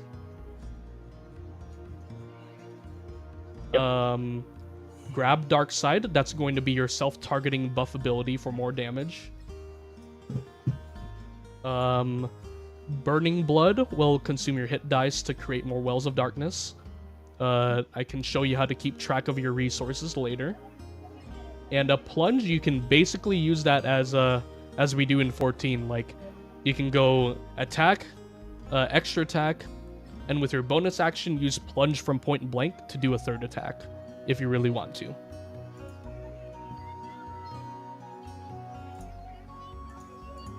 Magrius. Make sure you get your... how did you say you wanted to play this? You wanted to be like a more melee-centric red mage? Probably. Yep, get your rapier for sure. You can take... I would get your dual cast and your core. Yeah. For your build specifically, make sure you have your Ray of Frost, Booming Blade, and Jolt. Already got those. Okay. A specific combo that I figured out that you can do. You can do your 2 attacks. So main action attack, extra attack. You can dual cast into Booming Blade for a third attack in a turn if you really want to. Oh. You can also dual cast a Fireball out if you want to use your main action for your 2 rapier attacks. It's basically Quicken Spell for sorcerers. Yeah, I figured that out because Yeah. I play D&D with a sorcerer, and I'm reading this, and I'm looking at dual cast. I'm like, Yeah. it's Quicken Spell. It Yep. started clicking to me. Yeah. And also keep in mind you have Counterspell if you ever need to use it. Oh yes, trust me, I know. Do you need anything run down, Sato? Gun. Understood. Grenades. Understood. Bro, I'm just gonna see a tactical fucking cabbage taking cover, throwing flashbangs. Fucking Right. Bro, doing hand signs. it's better than a flashbang. It's a thunder wave. Okay, my dear tribesmen, actually, regarding your first quest, Mr. Jenkins is, he's pulled up the port. If you'd like to go right away. Does that sound good to everybody? Sounds good. Sounds good. Alright, let's mosey on. Alright, so you all will, go ahead and exit. Let me set this up. You just hear like old bone creaks, and you hear him go, "Oh." Oh god. That sounds fucking awful. You just hear like the groan. Oh man, that's just been working Alright. for honestly. So you all exit the Drowning Wench. You go out the aft castle. Let's see. You will all be on the lower docks. You'll exit from the first floor. All right, everyone. Go ahead and follow me.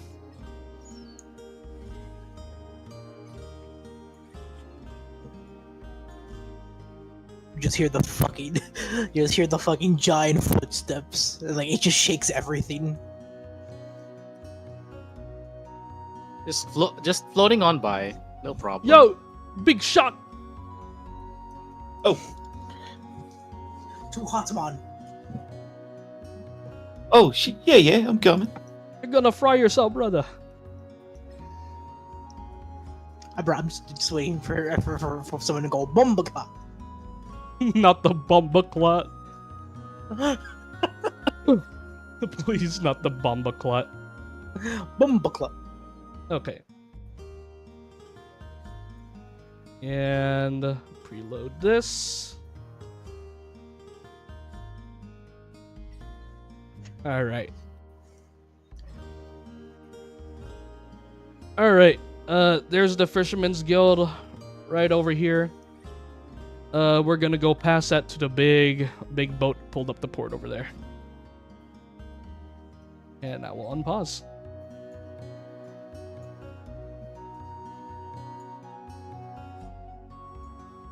Not the Bumbaclot. Excessive for Bumbaclot. It was the Bumbaclot. It was the way how Rune was saying it. So it's just, I'm like, bro, he sounds like fucking little Jacobs from GTA 4. Oh my god. Remember him? Mr. Jenkins! Mr. Jenkins, are you present? What the hell? You will see... Oh, wrong fucking Lalafell, goddammit. You will see this, this older fellow Lalafell, just, pop his head out from behind a bunch of boxes. Ah, Mr. Riot. To what do I owe the pleasure?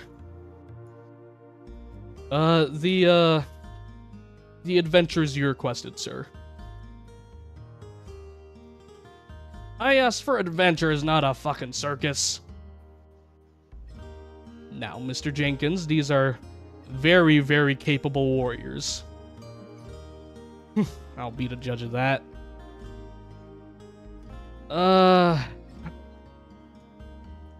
Did he explain the whole thing? The Octomammoth and everything, sir. Right. You sure you don't have any of those stiff maelstrom fuckers? No, they're all very busy, Mr. Jenkins. Oh, hell. Leroy! And you'll look above the... like, far above the ship on one of the masts, 50 feet up in the air. You'll see a younger Lalafell. What, old man? We got new friends coming aboard. Do I have a fucking bunkmate now? Yes, Leroy. You have a bunkmate. Ashley Wright will, look at the lot of you. It's like, well, I leave you in his hands.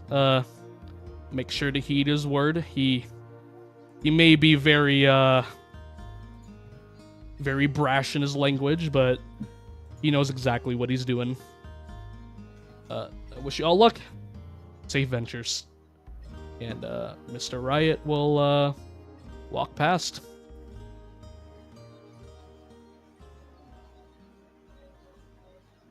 Alright, I assume I don't gotta explain much to the lot of you. No, small one. No, sir, Kupo. God, what the hell did they feed you, boy? You called them Anamantois. We call them the Great Turtles. God damn! Adamantoise, huh? You might Yes. just be as strong as he says you are. He's like, if my fist cannot hurt, he just turns around. My long rifle will.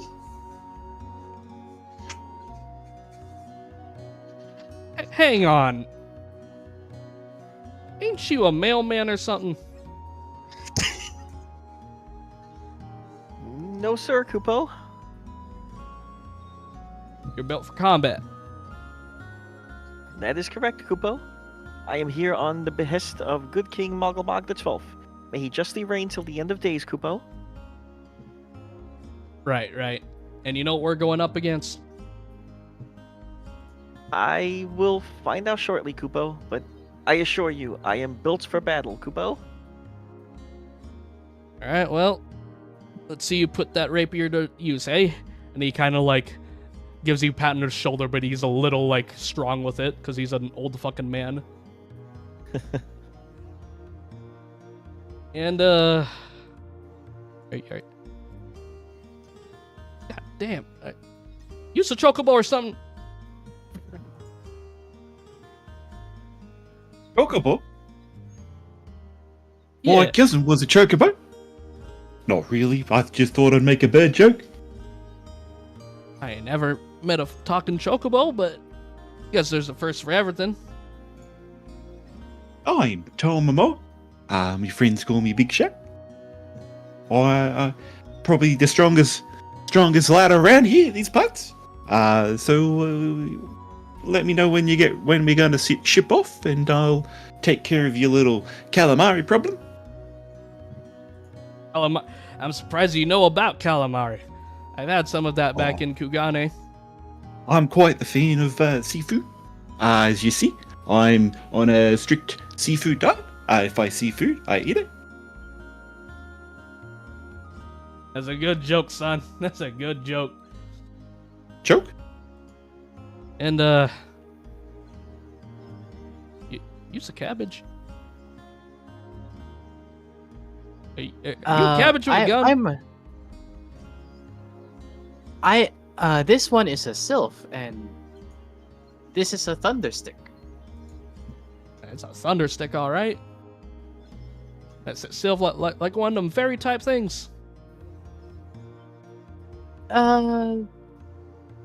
This one's close enough. Yeah, I figured. All right. Quick question. Do you allow explosions in this trip? As long as it's what you're aiming at and not at my ship, I'm perfectly fine with it. Great. And then you see like a bandolier. Like you see like 3 grenades like strapped to that bandolier. Great. Oh That's my. great. Got a paramaniac cabbage. The boys in the bar ain't ever gonna believe me about this. Right, have any of you fished before? I live in the plains of Pakistan. No.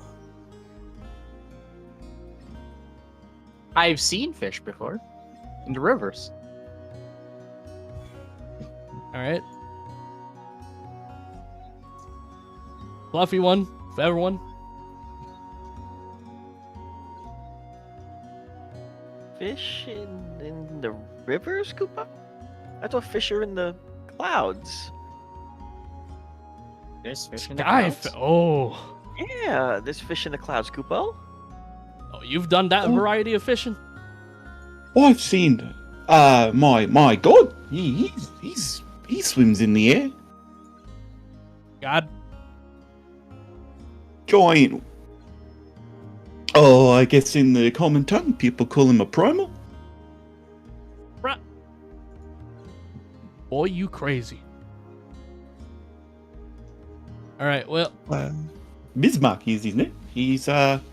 Oh, I've always thought it was a bit weird that our god was a giant sky whale. I guess that's Giant- why I like seafood. Sky, what? Oh, man.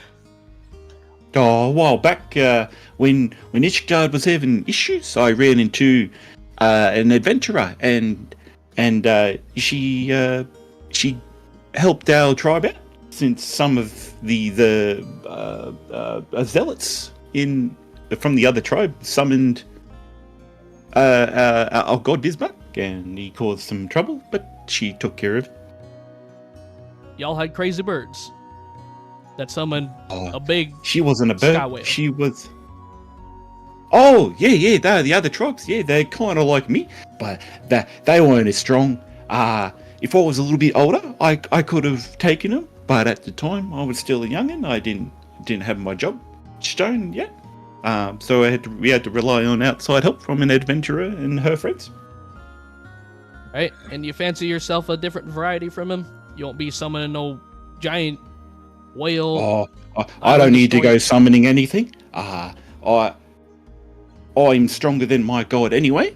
I mean, some might say that's blasphemy, but it is what it is. I'm pretty direct and honest when it comes to my own strength. I like to think. I don't think I like to blow smoke out my cloaca at all. But you could say Oh, well, what now? I'm pretty strong. Small one. You know what? I like you, boy. He goes small one. He means his beak. You mean like that thing actual? You.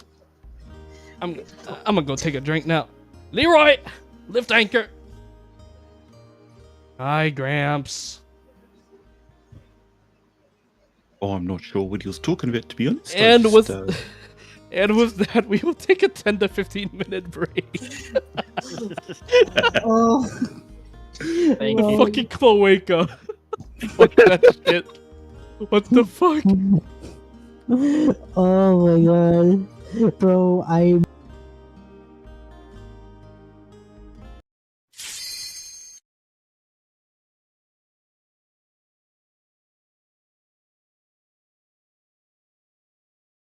Bro, when You I'm trying to goddamn kill you. kiwi. Yeah, when he started we're on the doing deck of the boat. when he started doing it, I had to mute my fucking mic because if I kept hearing him go, oh yeah, Oh, Yeah?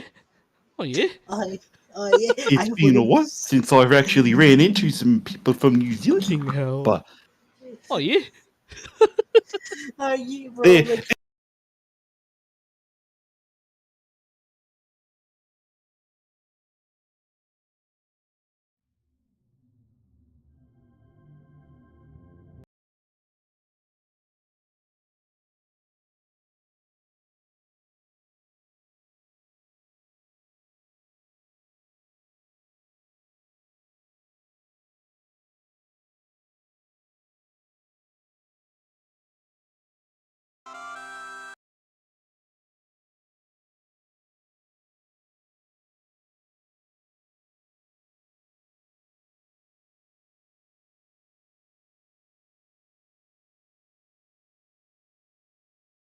104 Fahrenheit.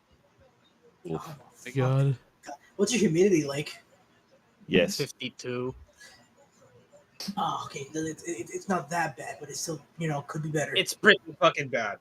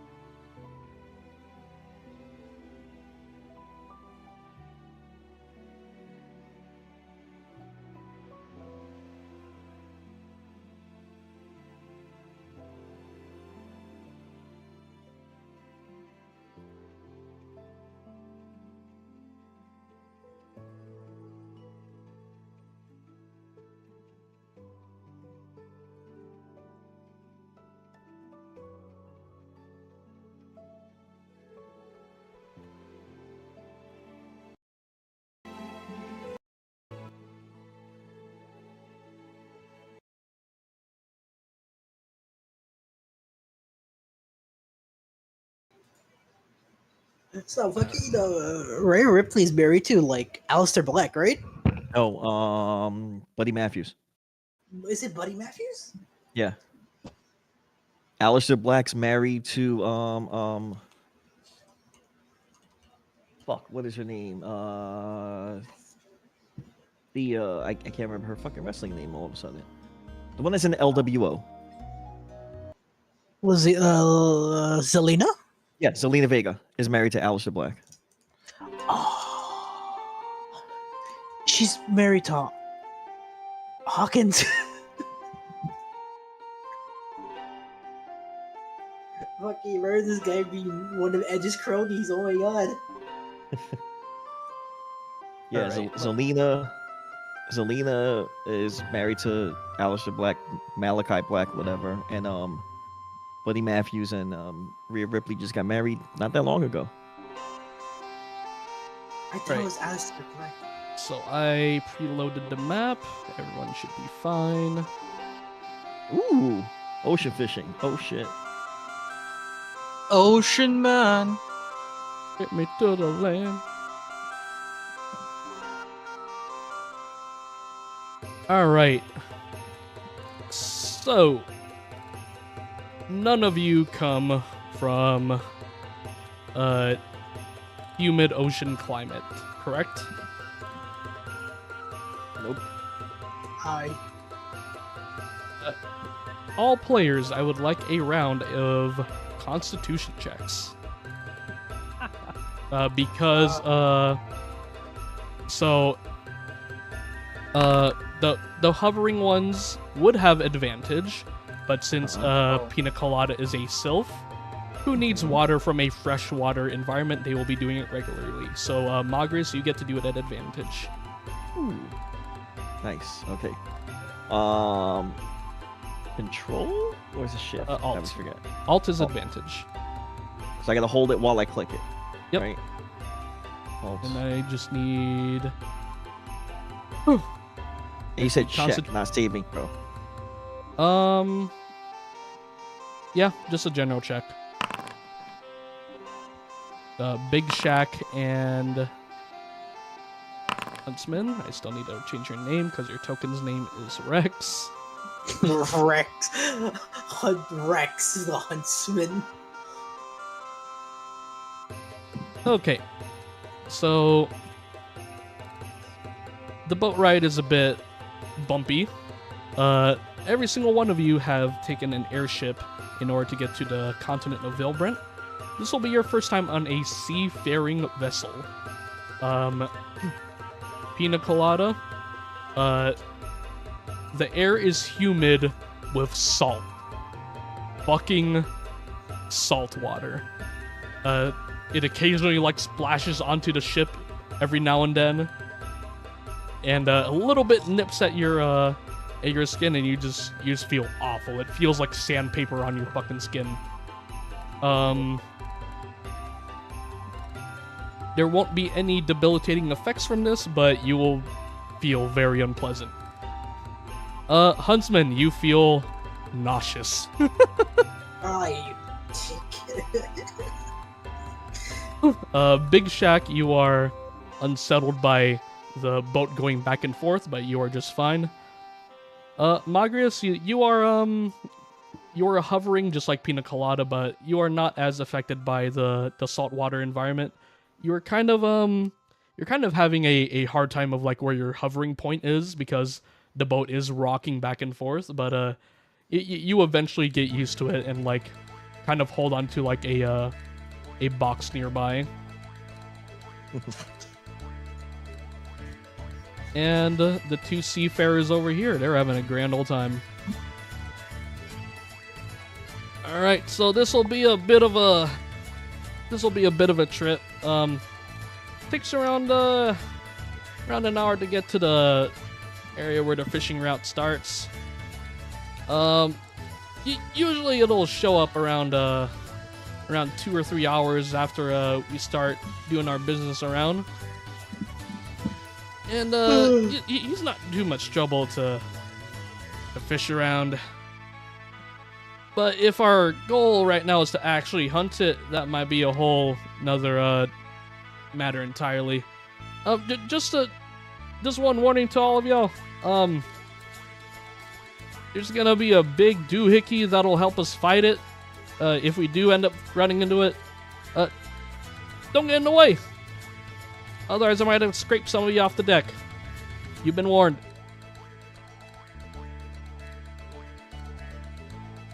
Leroy, get back on watch. This one wants to ask, what's the doohickey? Ever seen the battle axe? Yes. Like that, but really big. Where is this doohickey? Don't worry about it. Okay.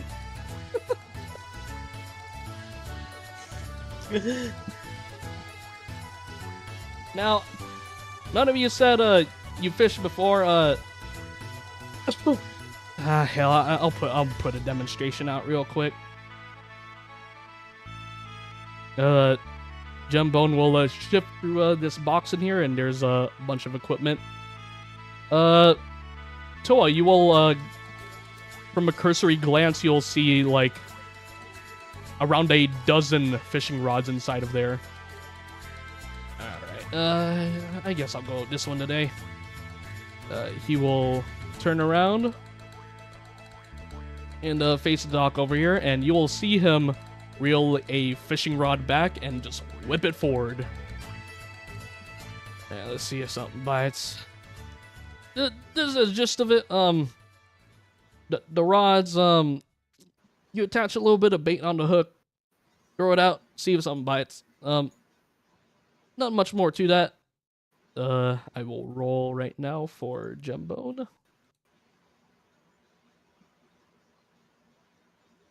So it is like setting a trap, like hunting. But very basically, yeah. Let me. Where is it? Where's the music? Okay. Okay. A 39 on the table. There you go, grab it. I'll pop this out. We'll go with near shore. Why not?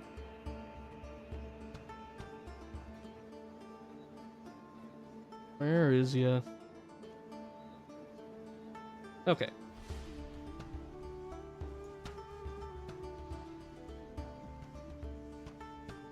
A 35. You'll watch him do that whole explanation. He'll throw it out. Nothing happens. Oh well, I'm a bit unlucky right now. But we'll have a bit better luck later, hopefully. But usually something bites. And you will all just witness him just sitting there for around like half an hour. Some of you are just trying to like keep your lunch in your stomach. Hina's just shivering. And if you would like, Marcus, you're just relaxing. Otherwise, Rex, you are feeling really, really nauseous. I need you to do another Constitution saving throw for me.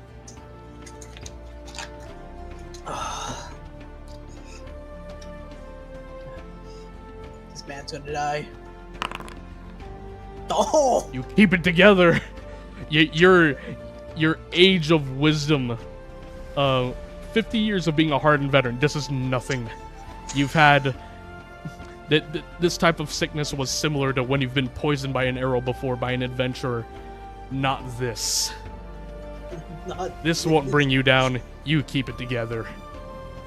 And you are neutral, just like Big Shack is. Big Shack.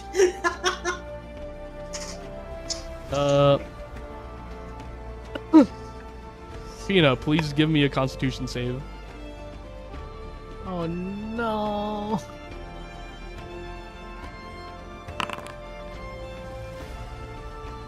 At first, it was very, very unpleasant.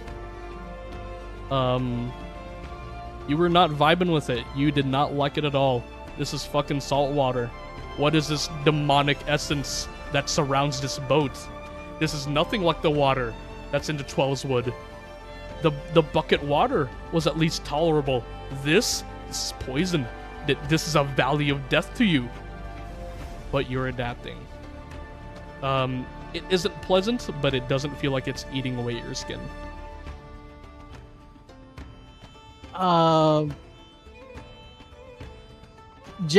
This gem bone, sir?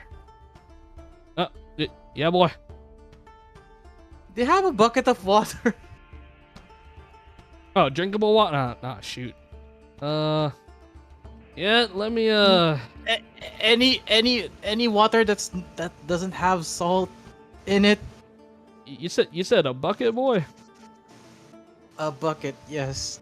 We're surrounded by water, Kupo. It's not fresh. Gotta make sure it's a bucket we didn't use for piss. Bucket. Oh, alright, that's a clean bucket. Alright, where's the barrel of fresh water? Okay. I never realised you could marinate a cabbage in salt. Who's cooking what now? Oh, he's the poor pina colada over there. He's getting battered up by the salt water, but he's also kind of like a cabbage or a lettuce, and you could probably say that the salt is marinating his leafy greens. I should have figured something was wrong. You don't like the salt, huh? He's gonna place a bucket water down of drinkable water. Immediately just gets into it. It's the quality is a little bit below what you got from the bar, but it's a lot more tolerable than like the fucking sea salt nipping at you. You know how like a bird does like a bird bath? I just wash my whole body all over. This is essentially shitty tap water from a bar, like in the fucking sticks. Oh, it's iffy, but I'll work with it. It's at least not salty. At least not you salty. Don't know what's That's been fine. At least not salty. It's fine. I'll live with it for now. Well, let me know if there's anything I can do for you, boy. Sorry about the mess. No, it's okay. It's just I'm not. This one is not used to sea travel, as you say. Right. Leroy, go on watch, please. Come on, Gramps. I'm getting tired. And he will, he'll hold on to a rope, he will kick a lever, and he will, like, slingshot, like, straight up into the air to the top of a mast. And we'll place him 50 feet above ground. Above table, you did not just fucking name him Leroy Jenkins. You just got it. That? Yes, got it? I got that like an hour and a half ago. My fucking brain was dealing with Rhea Ripley, and I am returning back to my senses, and then I fucking hear the name Leroy, and I'm like, wait. Yup. I hate you. Alright. Anyone who's not, on the verge of passing out, anyone want to learn how to fish? Guess it'll give me something to do, Kupo. Alright. Alright, above table, because this is your first time, there will be 0 proficiency added, so it'll be raw D20 and raw D100.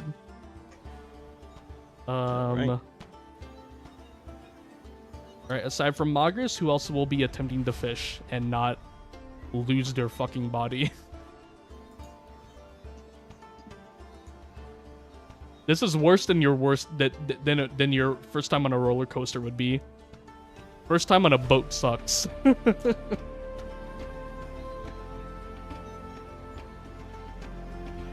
Right, so nothing from Big Shack and nothing from the Huntsman. You're just chilling. Pina will just douse itself again, like one more time, and then we'll be trying to fish. Okay. All right, youngins. Okay, so the trick is try not to put your hook close to any of your friendies. I guess for basic fishing, I've seen some magic-like folk try to apply some energy or what have you, trying to assist with their fishing, some sort of illusion. I ain't got none of that. I have no idea how to do that. You're just gonna have to do a good old-fashioned, stay real still type fishing. Follow me? They real still. Hoopo. Yeah. Alright, so just repeat after my motion. He holds out the fishing rod with a little bit of bait attached. Alright, then you cock back. And you throw. Hold on to your rod. And you'll see the fishing line go in. Nope. Goes into the water. Alright, so Pina and Magrius, roll a D100 for me.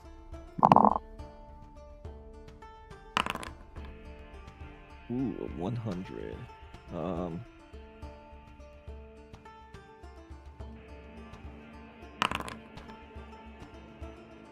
Alright, 60, a 61, and a 67. Let me see what that gets us. We Wow, three of us might have caught the same fish. Let's see what happens. It's the chub, but on the same line. It's gonna Bro, be that 3 would of that suck. fucking turtle from last time. That would fucking suck ass. Alright. Sec.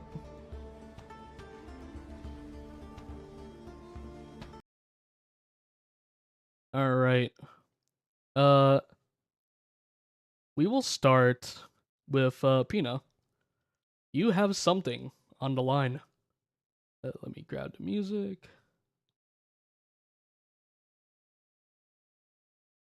Yeah. To roll a D20 plus 3. So you try to reel it in. Other side of the line, it does something crazy. It kind of lurches like back and forth, like to the left and right, really rapidly. And your arms are kind of like trying to follow the force. But you are having a hard time keeping up. We have one failure on this fishing catch attempt, but it is not over yet. Go ahead and roll for me another D20 plus 3.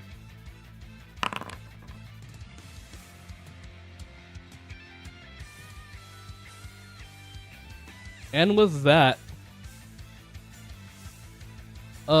after around 10 seconds of struggling, you see this is a very set pattern, something very easy for you to like kind of predict. Its movements become predictable to you, and you're able to follow its exact direction of force, and you are posing it perfectly. This is a little like trying to control recoil on a thunder stick, but a little in reverse. And with that, with one final pull, you pull the thing out of the water. You pull out a jesterfish.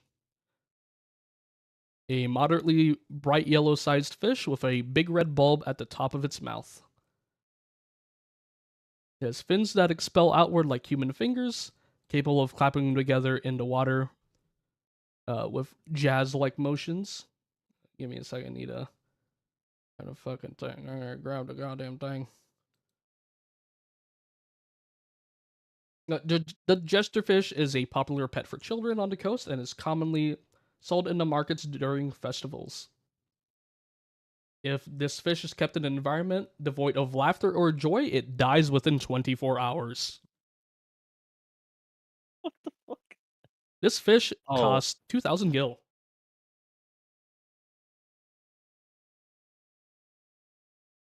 All right.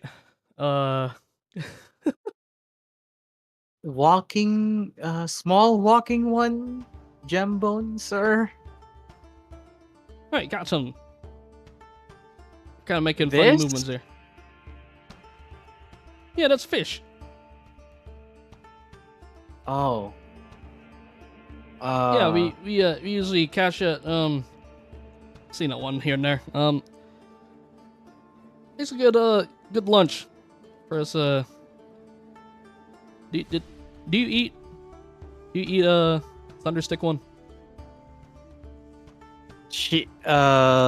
Bina just shakes their head no.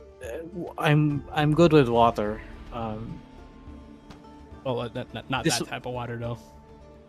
Not this kind of not this type of water, no. Right. Uh Tell you what,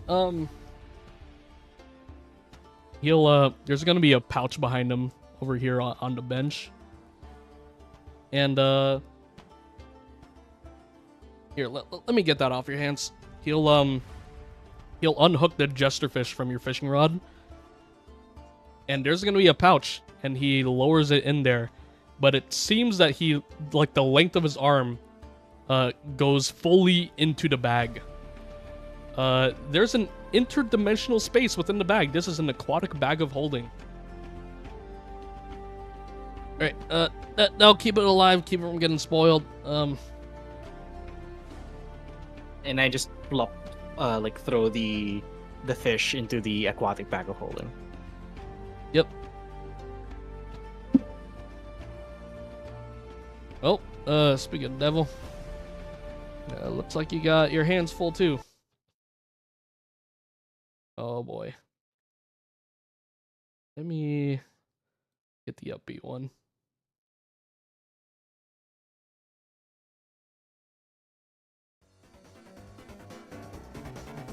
All right, Magrius, you got something on the line. While you were watching Pina have their little episode, you see the same signs that they were just experiencing. There is something trying to pull you in, or at least going in the opposite direction. I need you to roll for me a d20 plus 4.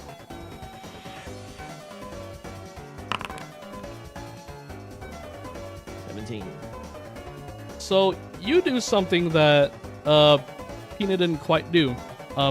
While Pina was kind of trying to predict the force, you were kind of using your hovering movement to your advantage.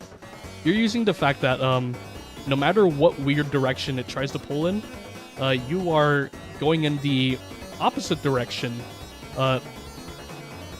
like exactly down to like the 360 degree angle.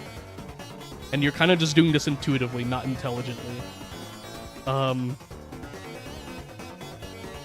it only takes around like 5 seconds, and you fully pull it out.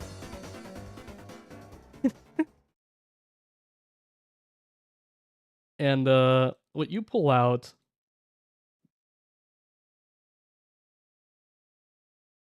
is the exact same fucking fish.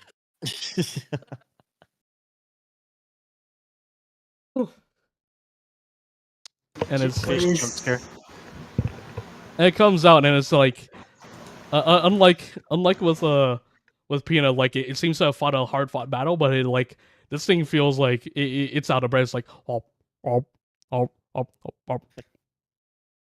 It's literally pop capping at you. Whoa, I caught one, Kupo. I'll be. You great minds think alike, I suppose. Damn.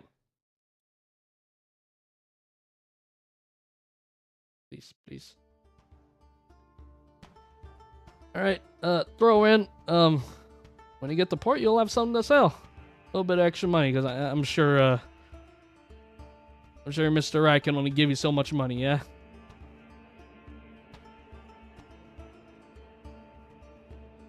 Yeah, Kupo.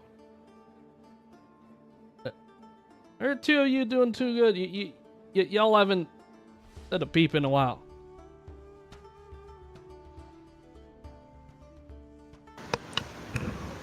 I do not like these boats. Don't have them where you're from? No, we have land rhinos. I know. Oh, you're from Dannylands, huh? Yes, small one. We come from a great plain, vastness, grain everywhere, very little water.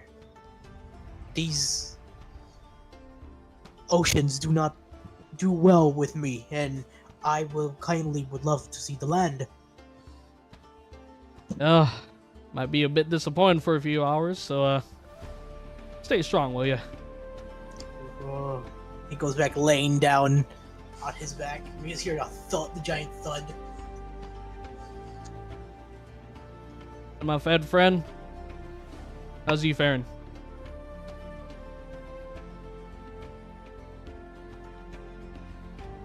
Mr. Shack. Wait, who? Aye? What he done? Biggest, shackiest. What's going on? I got a little distracted when I saw Bina pull up that fish, and then I thought about different dishes I could have done with it. What's going on? Yeah, just making sure you're doing good. Whenever someone's quiet on a boat, usually bad news. Usually they're either you're keeping busy or they're having a bad time. But silence is a bad sign. You doing all right, bud? Oh no, I'm sorry about that, bro.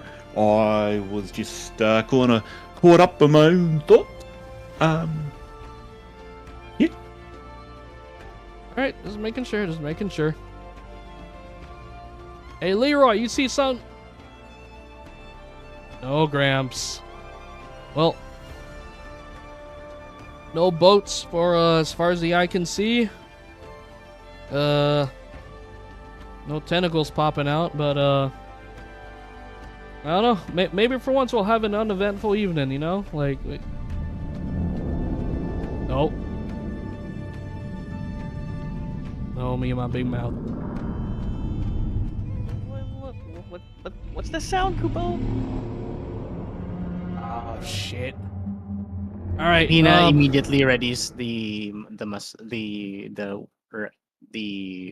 gun, the thunderstick. Get to battle stations as best as you can. Find yourself a good spot. Don't hang too close to the edge. Jembone is going to go to the stern of the ship in the back, where there will be a lever here that he is staring at intently.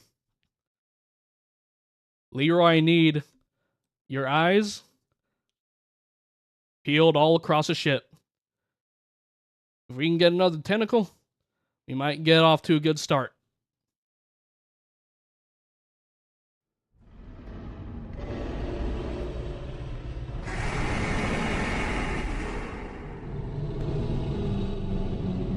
You will see a lot of rippling movement in the water to the larboard side of the ship.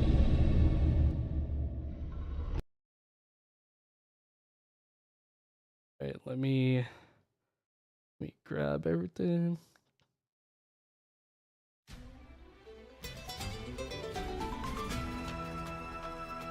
And you will begin to see rising from the west relative side of the ship, a giant octopus with 12 tentacles, and it looks upon all of you and it lets out another roar.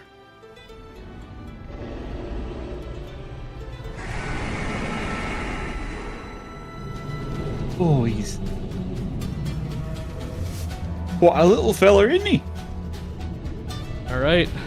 All right, everyone, go ahead and select your tokens and roll initiative.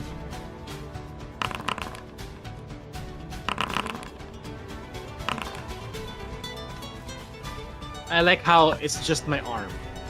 21. It's the gun. How do I select my token again?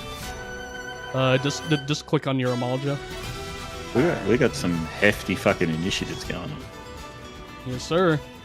Luckily, it is at the bottom of the round. Holy shit, Rex. That is a natural 20 for your initiative roll. All right. So at the beginning of combat, I will point out two things. Gembone has a bar below his HP. It's a red bar, and it accounts for 5 hit points. These 5 alternative hit points are the ship's integrity. If the HP hits 0, the ship will begin to sink. I will now point at the Octomammoth. This is called the Octomammoth, everyone. Say hi to the Octomammoth. Hi, Octomammoth. The second Hi, bar Octomammoth. underneath its HP represents the amount of tentacles it has. It goes up to 12. I will now reveal one of the 2 passives that the Octomammoth has. Too big to fail. The Octomammoth is unable to make attacks of opportunity. Because of this, it gets a little bit of a boon. The Octomammoth's tentacles are considered heavy weapons, and they have the great weapon fighting style applied to the damage die. I will now reveal its other passive. There are multiple parts of this next passive, and they will be revealed as this combat goes on. Let me block off that secret first. Please allow me. Okay. It's called Lingering Tentacles. The first part of the passive I can reveal right now is at the top of the round, 2 tentacle tokens will spawn near a player. Or at least a hostile target of the Octomammoth. There are 6 of you. I will roll a 1d6. Mog and I got the same number, by the way.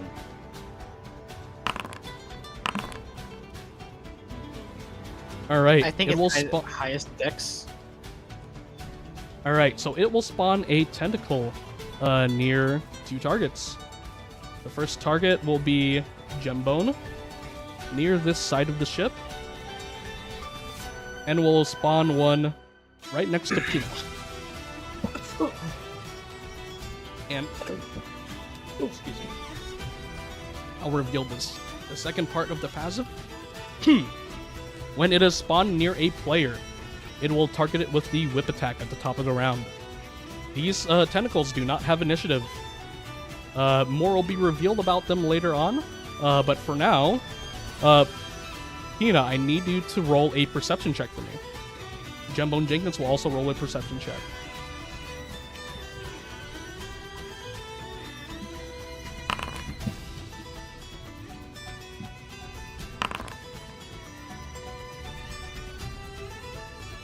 Pina, as you see these tentacles kind of wrap from underneath the ship to land on the sail of the ship, you will notice creaking sounds come from the ship, and Jemba will notice the same with the tentacle that's near him. Ah, shit. All right, everyone, if you see any of these tentacles hit the ship, you need to hit them. If we get too many, the ship might get damaged. I will reveal the third part of the passive. If 3 or more tentacles are present on the ship when we get to the bottom of the round, so after the Octomammoth's turn, 1 hit point will be dealt to 1 hit of damage will be hit to the ship. I will now begin combat. After doing 2 attacks. So we have 1 whip attack towards Pina. Holy shit. Jesus Christ. And I will hit Gembone once. Okay, that misses. Alright, top of the round. X. Hey, yo, what was my better brother again? Like Fist of Fire and then Steel Picks, right? So for you, I would recommend going with your Infernal Will on yourself first. That will be your bonus action.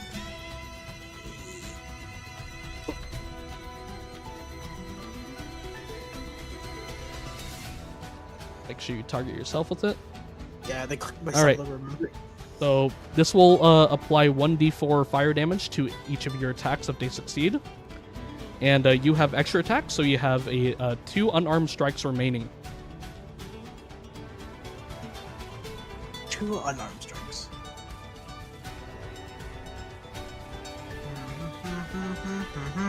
What can I do?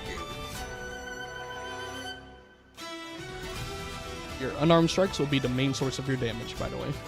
Yeah. I will do an unarmed strike on the octopus, on the octomammoth. Then I will turn to the tentacles near Jenkins and Okay. shoot with my musket. Wait, no, that was still on me. I'll go ahead and apply that. I clicked on them. Don't know why that. You gotta press. You gotta press T on them, yeah. T. Ah. 5 points of damage are dealt to them. You are supposed to see the health bars. Does everyone see the health bars on the hostile targets? Yes. Yes. Okay, alright, just making sure. Okay. Your And- attack hits true. And I am. Alright. Okay. Next is Leroy. He sees all of this happening. He's like, shit.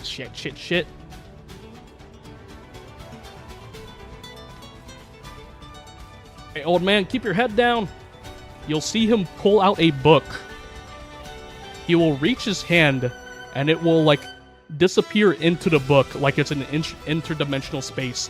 And he will pull out a glowing blue gun. And he will point it at the tentacle over here.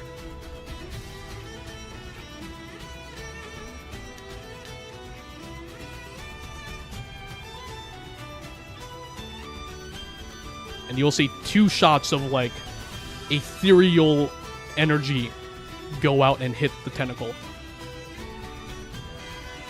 I recommend you follow the old man. We need to focus down these tentacles. It doesn't look like they'll follow you around. Make sure to move as you can.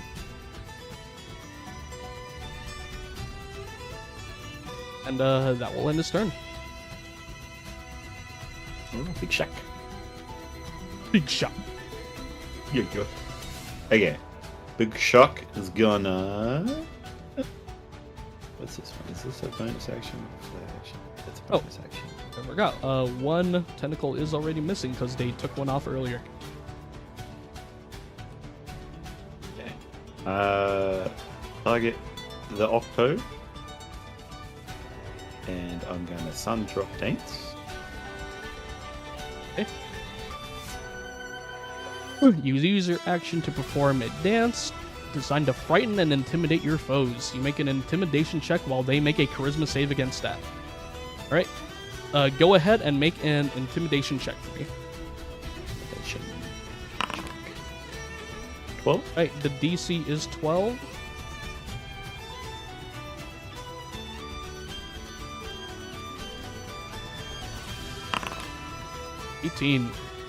There is no way an octopus has breeze. And then bonus action.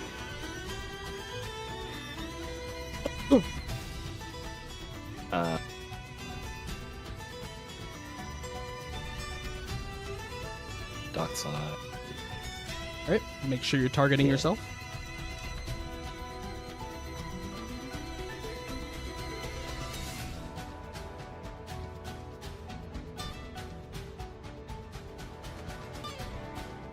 Then I'll move Yeah. Alrighty. And that's all I can do, so enter. Yep.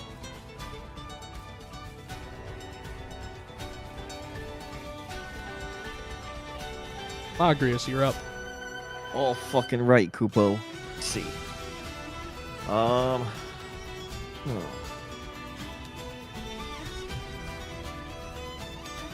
So the tentacle that's toward the south, Mm-hmm. it looks like it's half dead already.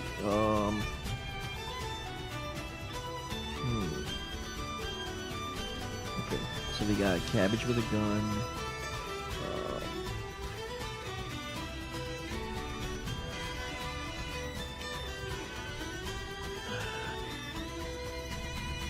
But we also got Jembone is right next to it.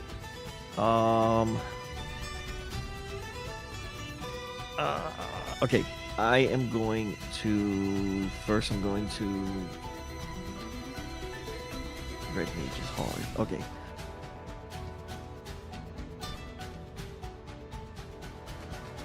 All right, so I'm gonna spend a flare point to dual cast.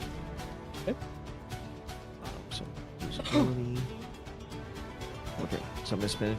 Okay, so the first spell that I cast is going to be bonus action, right? All right, bonus action.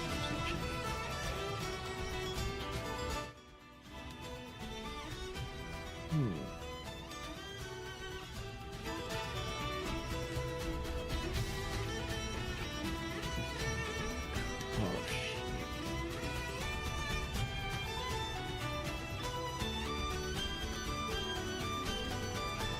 Okay, so I'm gonna move 20 feet. Okay. Fuck, I don't want to hit these guys though. I mean, I could just fireball the whole ship and just sink it right now. That'll make everything easier. Fuck. The boat's made of wood. It'll be fine. The fuck kind of fireworks is that, boy? Okay, question. So with dual cast, right? Would I be able to cast a cantrip as a bonus action and then another cantrip as an action? Because I know no. typically with quicken spell, it's like one has to be a slotted Yeah. spell and then the other one has to be a cantrip, right? If you want, yeah, so you can only do one spell a turn, and you can only do one cantrip a turn. Yeah. So, but in this case, with dual cast, would I be able to do 2 cantrips? I would say no. No? Okay. Alright, you know what? Fuck it. I'm gonna take a chance. 15.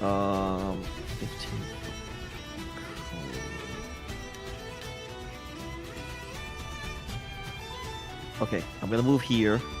Okay. And I'm gonna cast. I'm gonna use Dragon's Breath. It's a 15-foot cone. Ooh, so okay. Do I have to target, or because it's a cone, or when I press it, it's gonna give me the option to move the cone around? Let me double check. All right. Do you want me to click it? It should be. Because I just don't want to accidentally hit someone else with it. Okay, so this is a buff. Let me recode this as a cone. And if you want to use the Dragon's Breath, I will have you just cast it without consuming MP. Okay, so Alright, so 15-foot cone. I believe it's 3d6, correct? yes, it is a 3d6 of a damage type that I choose. What damage type would you like? All right. It's octopus. I have to choose between acid, cold, fire, lightning, or poison. I'm gonna choose lightning. Okay.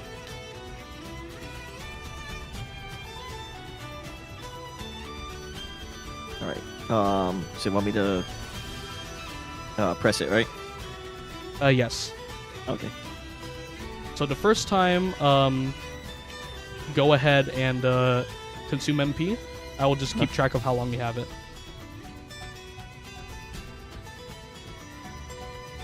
Okay. Oh, there's a little button that says place measure template, so I can click on Yep. that, right? Yep, go ahead. Ooh, okay. Now how do I rotate this? Scroll wheel. Let's see. If you want to have it rotate faster, hold down shift and Ooh, scroll that's wheel. fucking fancy. Hold down shift and scroll wheel if you want to rotate faster. Okay. Yeah, I'm trying to do this so I don't fucking hit RF at the same time. God, this is not gonna work. There. I will also Crazy let you know, magic. Leroy is 50 feet in the air, so you would untarget him for this. He is considered Wait. above you for this.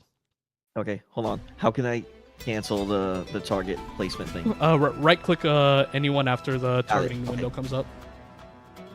Give me a second. I'm gonna move back 5 feet. Okay. Go ahead and remove this. Okay, I'm gonna assume that's not what you wanted to do. No, not at all. Okay. All right. So just you would just cast it again. with no Everything's MP. turning to shit. You can go ahead and cast it without spending MP. All right, so just recast the dragon's breath, right? Yep. Got it. All right. And if it targets Leroy, go ahead and untarget him.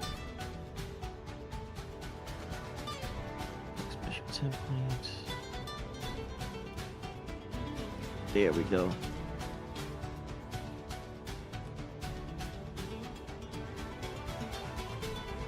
Okay.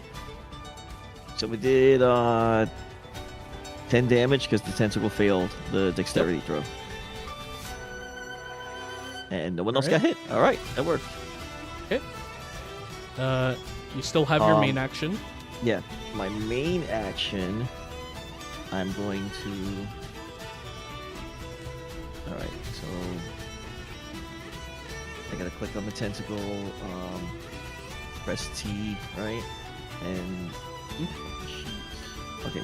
I'm gonna cast Ray of Frost on the tentacle. All right. Um, It is considered slowed.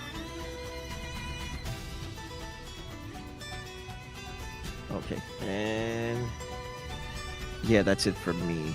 So I will pass my turn to the cabbage. All right. So I can reveal something to you since you successfully hit it. Give me a sec. The vulnerabilities wasn't done correctly on the tentacles. I will revise this. It does have vulnerability to lightning. You now know this knowledge. Fucking knew it. Oh.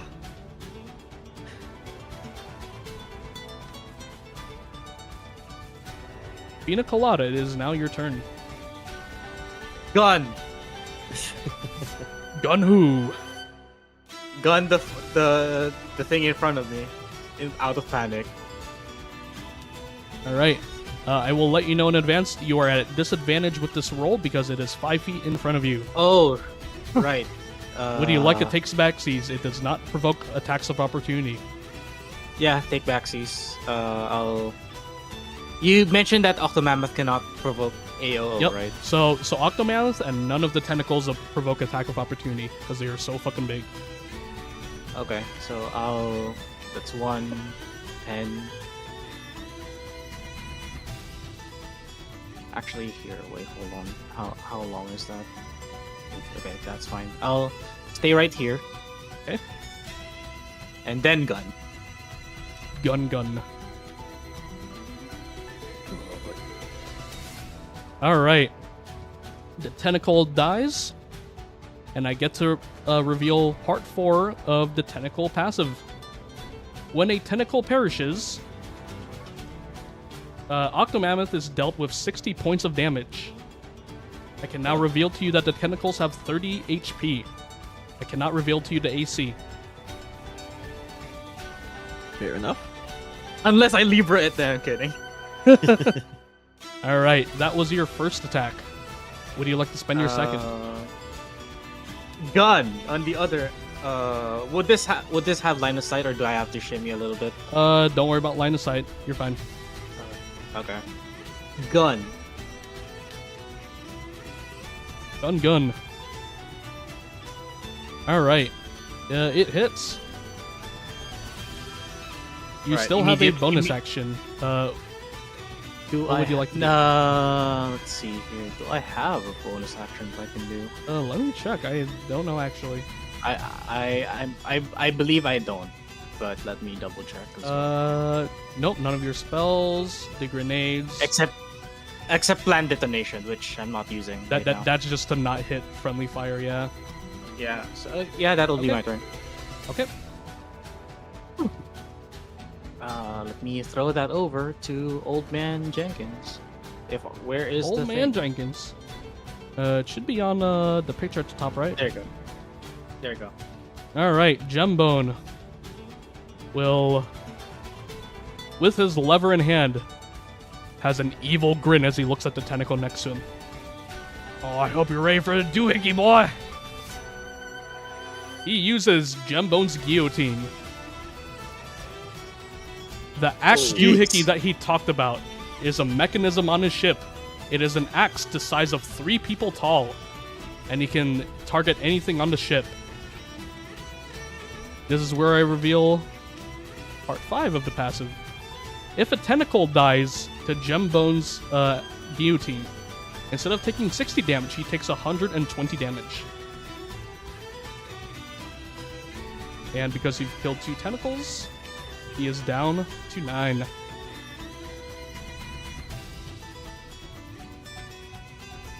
At the end of Gembone's turn, the Octomammoth will use a legendary action. It will look at the closest person to it, and it will attempt to whip at it with a tentacle. Big slap. Big miss. The huntsman is agile. Oh, ah. All right. It is now the Octomammoth's turn. It sees everyone right in front of him. And it will cast Ink Spray. Ew. Yeah. Ew. It's stinky. It will spray from... I don't think I can overlap anyone. Very good. Spacing is important, friends. Pacing is very important. Gonna go for a toe over here. And it will deal 3d6 acid damage. Do you have a roll prompt, Arve?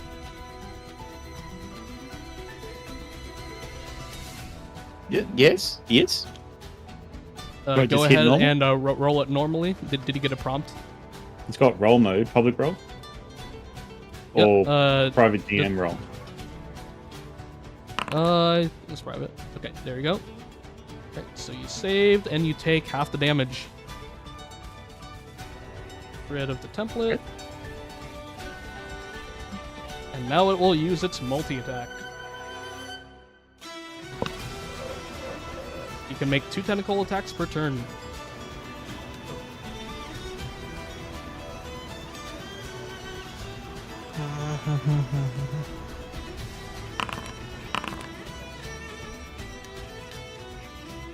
It will attempt to hit Leroy up on high.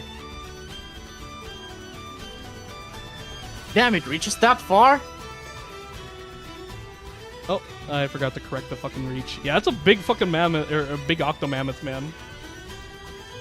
Need to Damn, correct bro. it. Okay, there you go. It misses. Part 5 of the tentacle passive. If it misses a tentacle attack from the main octomammoth, it deploys a tentacle token.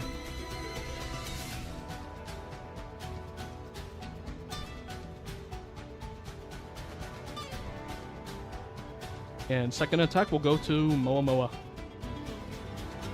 Moa. Miss. Another tentacle token is deployed. Big shock with the agility. Yeah. Big shock. Octomammoth hit me. ends its turn. And top of the round, 2 tentacles will spawn. Best get to work. Ah, jeez. That's a. Don't worry, the damage check is it's only at the end of the round if 3 or more tentacles are alive. So you are fine for now. Just don't get too careless with them. Top of the round, Rex, go ahead. Mr. Huntsman. Mr. Hunt. Can I use Riddle of Fire? Like now? So you will require chakra charges. So what you would have to do if you wanted to use it right now and to spend it immediately, you will target yourself. It will be a bonus action. You will use a chakra charge. And on each of your attacks, if it succeeds, you can apply Riddle of Fire's damage die on it. Chakra charge. Chakra gate, elemental gate, base lightning. Chakra gate, yeah, chakra gauge. Or chakra gate, yeah. Chakra gate, oh, okay. Just say yes on all of it. On all of it? Yeah, I'll say like consume attribute. Yeah. Yeah, Just say consume yes, attribute. Okay. yeah. And go ahead and attempt unarmed strike on whoever you'd like to attack. Ah, yes. You want to use Riddle of Fire. I attack the tentacle in front of me. Hit. Hit. So, So you have a Go ahead. successful hit. Would you like to apply Riddle of Fire? yes. All right. Click on Riddle of Fire.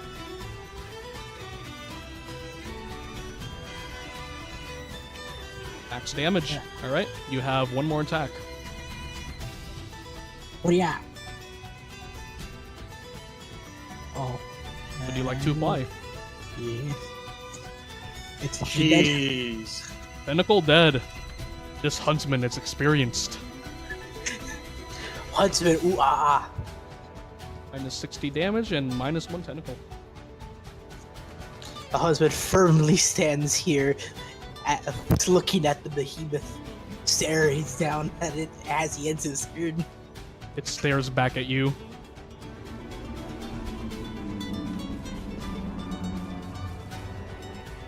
Leroy. Niente. Yes. It's gonna look right below you and said, "That was racist."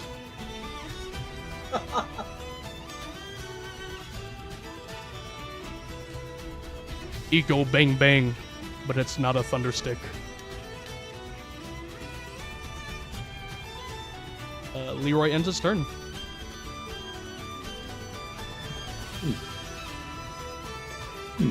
Okay.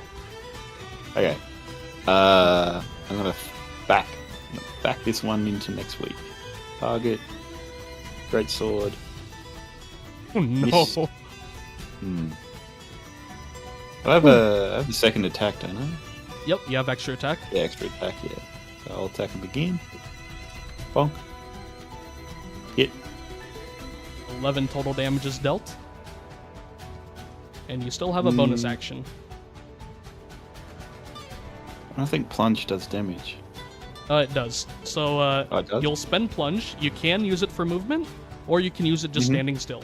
And it'll allow Yeah. you to use another attack. So go ahead and use plunge if you'd like. It'll just consume a Well of Darkness stack, and go ahead and do your Great Sword action. Aw. Alright, do you still have movement? Would you like to end your turn? Okay. No. I don't say neither. Tent. Alright. Magrius, it is your turn. All right, let's fucking Kupo.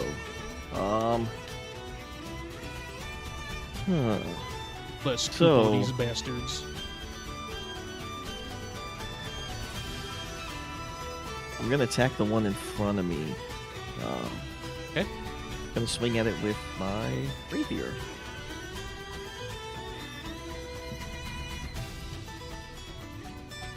Alright. So that's 7 piercing and hold on. And it does kill it. Okay, so that one's deducting dead. 1 tentacle and dealing 60 damage. Okay. I still have another attack. Right, because I have extra attack. Yep, yes you do. Okay. I'm gonna move.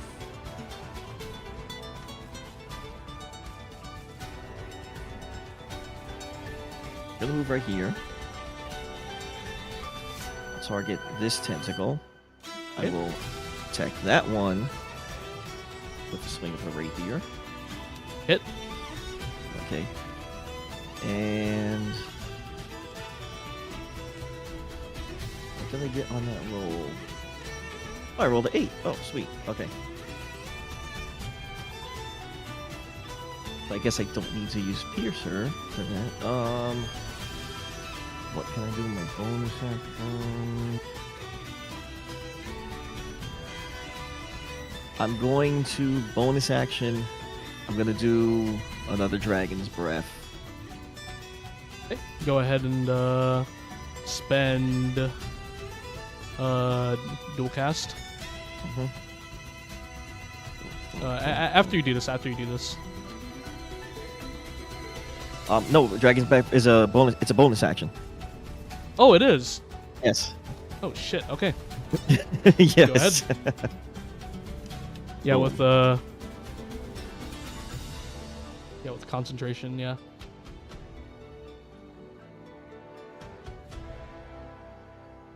Oh wait, no. So until the spell ends, the creature may use an action to exhale energy. So you can use it as a whatchamacallit, as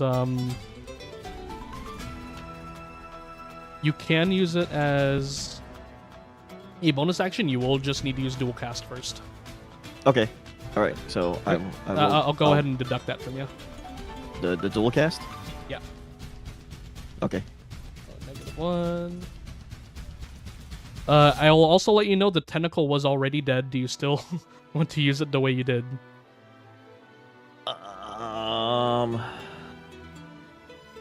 Would you like to go for a recast?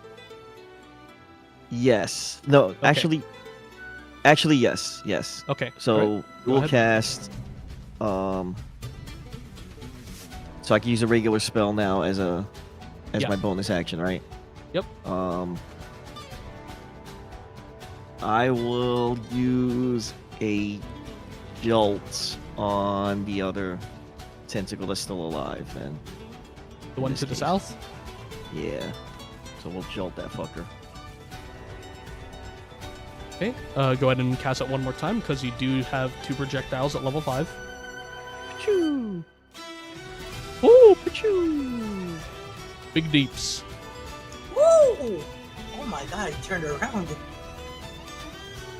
Alright. Will this end your turn? That's it for me. I'll let the cabbage Mogris. finish it off. Mogris, Jesus. Pina colada, it is high noon. I'm a Fandle lover. Yes, sir. Bam. Bam. Big boomy. Big missy. Hit it once though, so that It'll whiz by him. It'll positioning whiz by Leroy, or as a. It'll whiz by Gembone. Hey, fucking watch it. This one, sorry. And then while like putting rounds into the lever action. Yeah. Let me. There you go. I'm good. Okay. Gembone is spending his bonus action to crank up the guillotine. It needs to be cranked up in between uses. But Gembone is not indefensible, he just has to stand still. He's going to swing his scimitar at this fucking tentacle.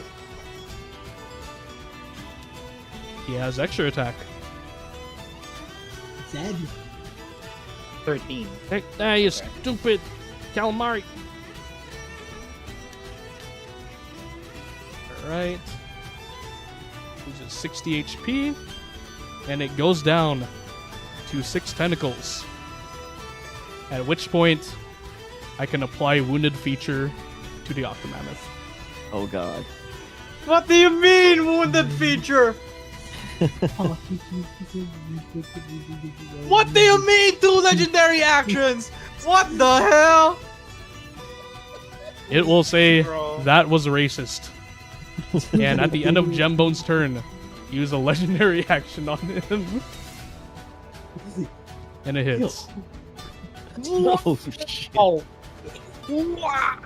What? Luckily, Oh. he cannot use it at the end of his own turn. So you get spared a second legendary action this round. He will end his turn, and I will change the fucking music. Because he is now in phase 2.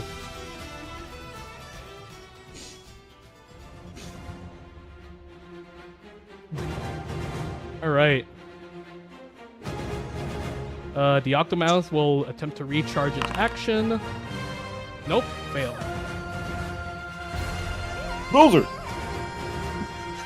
He will attempt to attack Gembone again. It is not pleased with that last tentacle it lost. Oh my god. It hits. And as Gembone is below half health, you will see his form shimmer a little.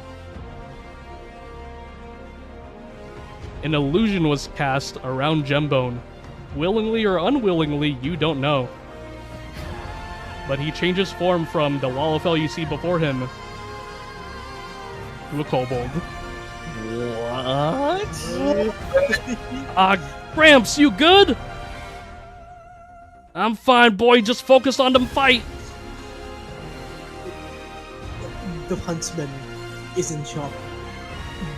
What sorcery is this?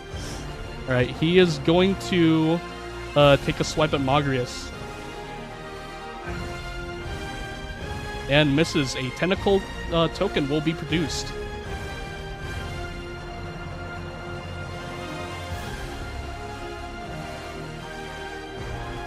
That will be the end of his turn. Huntsman, you're up. I charge one of my chakras. Go ahead. I target the fucking the octopus. The octopus Oh, or the sorry. tentacle? I went to the octopus. Alright, that's fine. Would you like to take backsies or do you want to keep it? We're going for it. We're going for it. We're punching the big calamari. Very well. I use Critical Fire. I got one more. In me. Oh. Alright. Huntsman's not pleased with that second hit. And in return. Okay. Oh, I forgot to deploy tentacles. When it is bloodied, it will only deploy one tentacle at a time. And as a bonus, his tentacles now have extra attack. Whoa. Nice. I'm going to spawn one near Big Shack. And it will attack twice. Strike kill us. This is twice. The bird's got moves. It's Big Shack. Yeah. The Big man's Shack. not hot. Man is hot. Alright, Leroy. Very pissed at what just happened. He is going to cast Hex on the Octomammoth.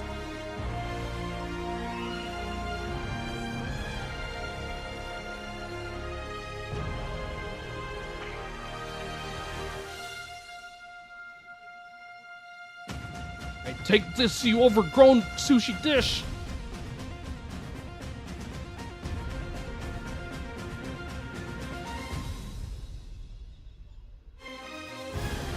It wasn't fucking targeted. It would have missed anyway. It would have missed. Yeah, it would have missed. Okay. That will end his turn. Big Shack. Okay. That's about it. Okay. I want to move here. I don't know if that's a attack of opportunity for the It tornado. is not. Okay. And then I'm going to target the big calamari Huh? and use surprising swiftness to get move up. You can move up to your movement speed. I don't actually need to use that, but I want to use Yeah, it. you have movement. Yeah, I want to go there. And then I'm Okay. gonna big shack him with my greatsword. Big Shacky Wacky. Big shacky whack. That's a hit. Then I'm gonna donk him again. Big dunk. Oh, Big big miss. miss. You still have your bonus action. That isn't the rising swiftness was a bonus action. I'll let you take it back. Okay. Well, I guess I'll plunge. Yeah. Wait. Yeah. I'm gonna use plunge, Lunger. and then donk him again. Nova would not approve. Big hit. Let's go. Big hit for Big Shack. Yeah. And then I'll end my turn. Mine's hot, bro. I am hot.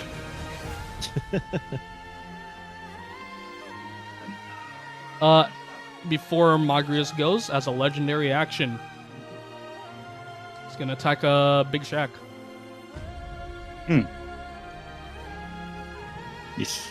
Misses, and that deploys another tentacle on the ship.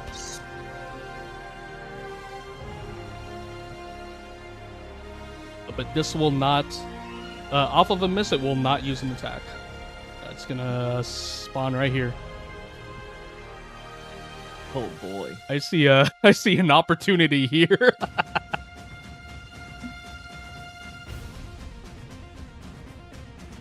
But your boys have got to be okay with it. He'll miss me. Nah, I'd win.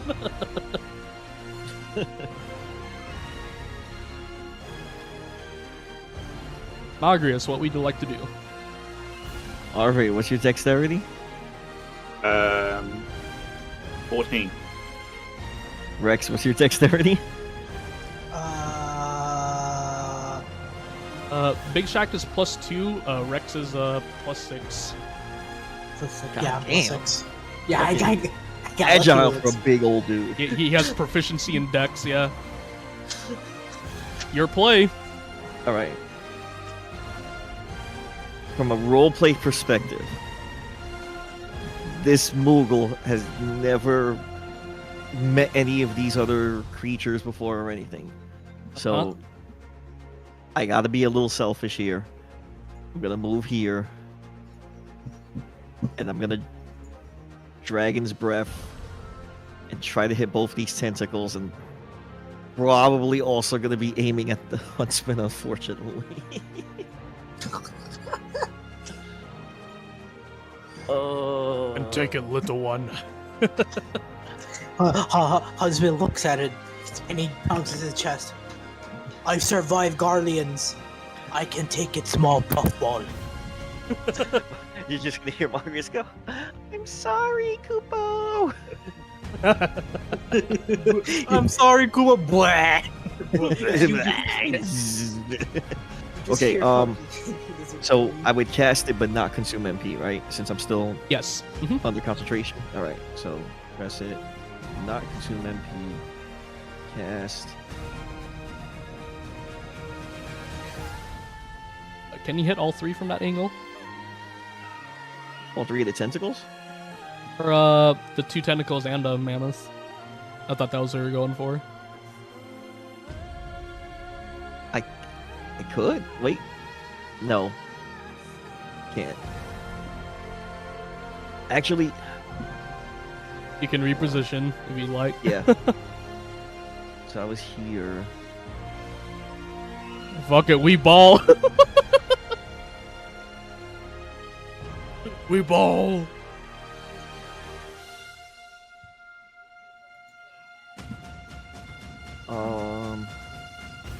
Choose what to do with the previous roll. Hold on, wait. Place measure templates.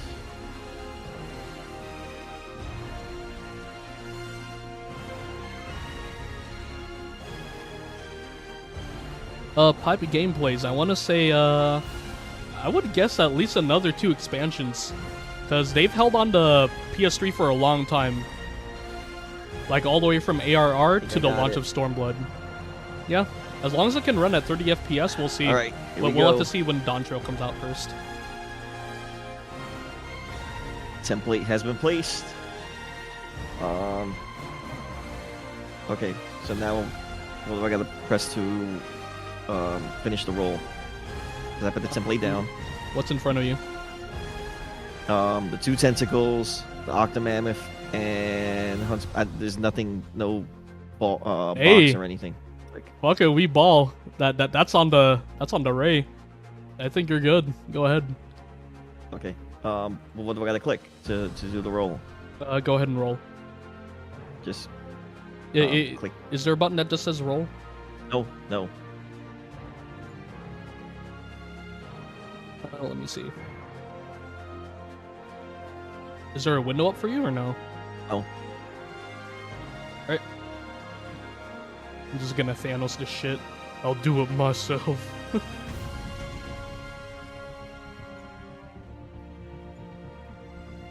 Dragon's Breath. No MP.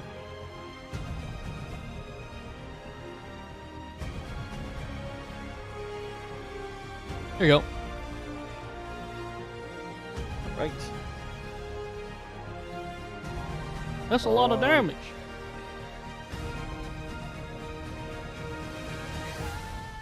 Okay. So I weakened them a little bit, but Good cleave damage. Because, the 2 tentacles That's take my- 10, and the Octomam took 20. that's my action. Technically, because Dragon's Breath is a concentration spell on you, you did not cast a main spell. If you really wanted to. For dual cast.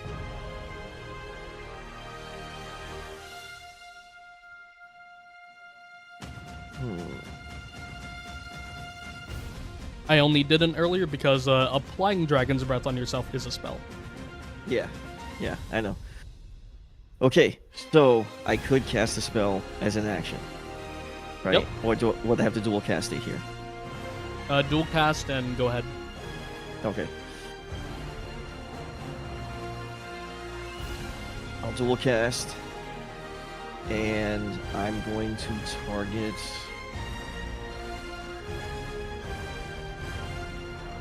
I'll target the tentacle in front of me. Okay. Because I want to destroy at least one of these things. Okay. Okay. I'm gonna use Booming Blade.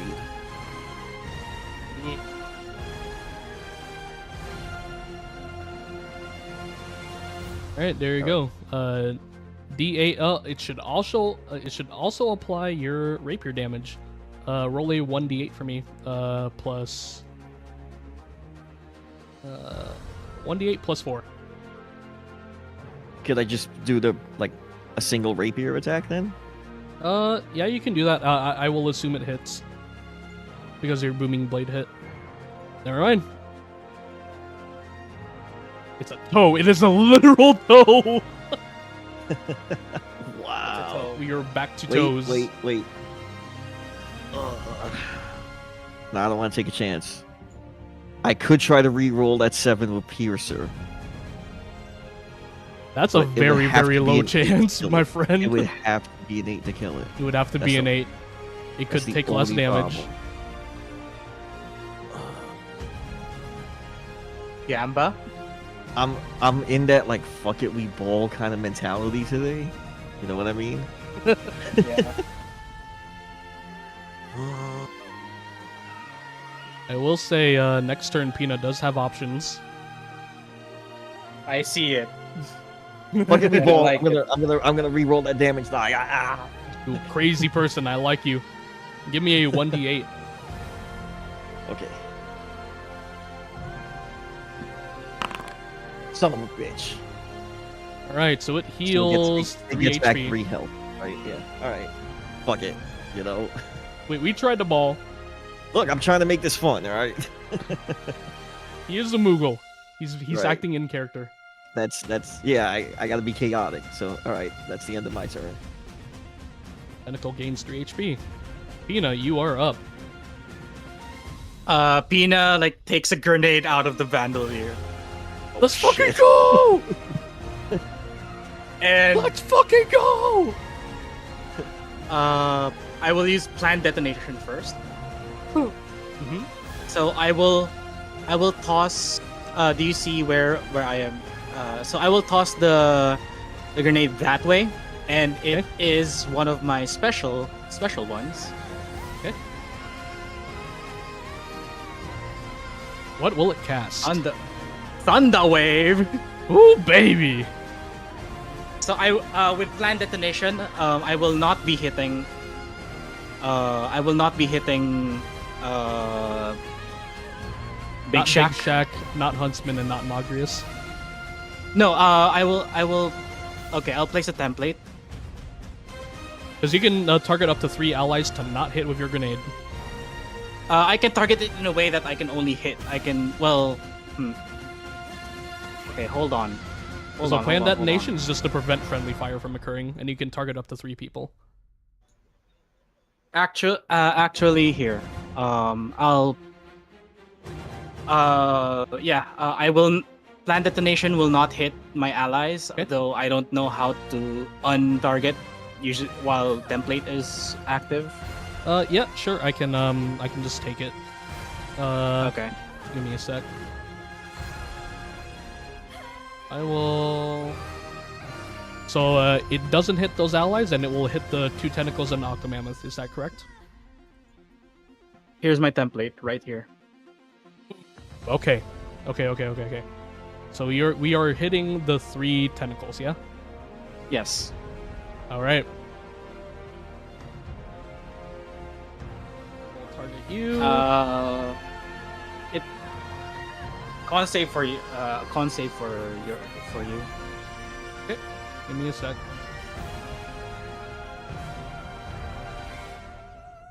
Oh, son of a bitch. Okay. I'm just gonna do this then. 2d8. 9 damage applied to all of them. With consideration with weakness. It is weak to lightning, not thunder. Huh? Is that the same? Those are different. It Okay, is- cool. They Yeah, are it's different. different. Yeah, thunder's like it's kind of like force, but it's more. Force. Yeah. Okay, but it's gotcha. Okay, more I'll from a take that. detonation. Yeah. Okay. So -9. 9. -9. Dead tentacle. I will minus remove 1 my tentacle, thing. Minus 60 health. Alright, that is your main action. Would you like to do anything else? That's it. I can. I already burned my bonus, so it's okay. Okay.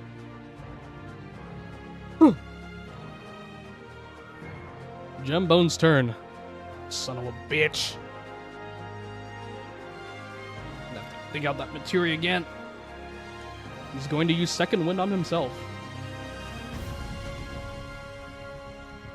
Everyone, he's a fighter. Okay. Jesus.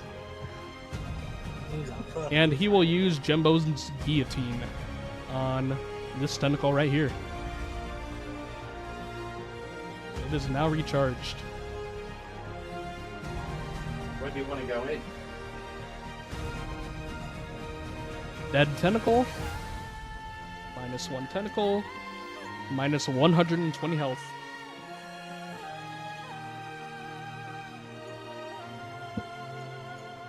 At the end of Gembone's turn, it's gonna whack at Mogrius as a legendary action. Misses and produces 1 tentacle. Fuck you and your tentacle rerolls. Alright, it is now the Octomammoth's turn. Recharge attempt on Ink Spray. Oh dear. Is going to hit everything in this cone.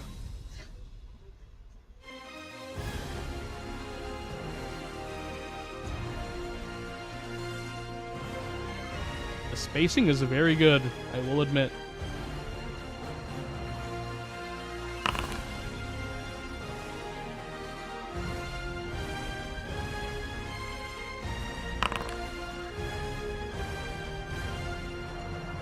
Is this public? And then normal? Yes. Okay.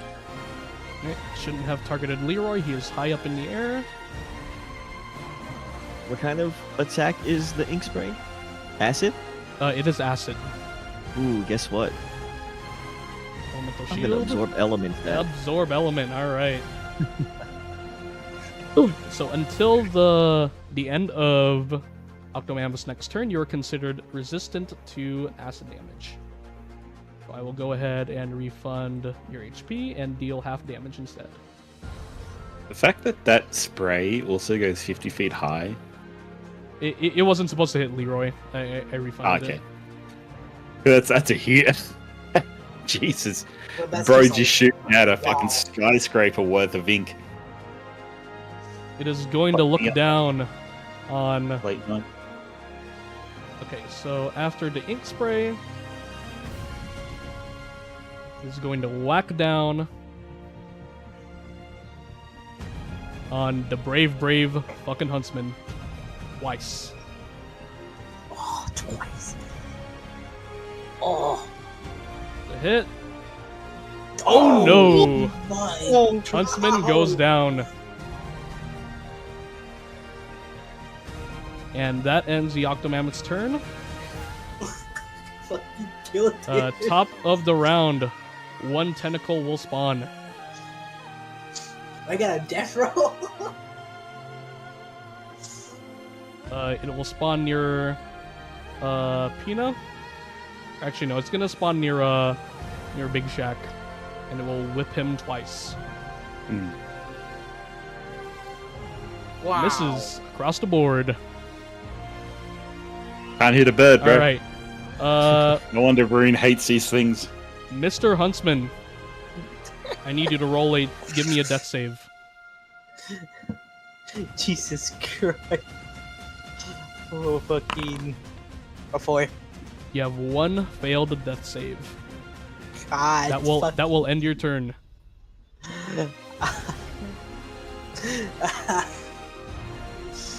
Leroy's going bang bang.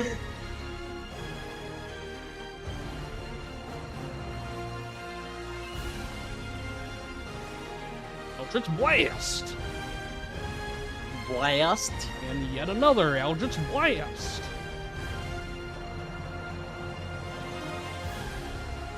That will end Leroy's turn. Okay. Big Okay. Shack, you are up.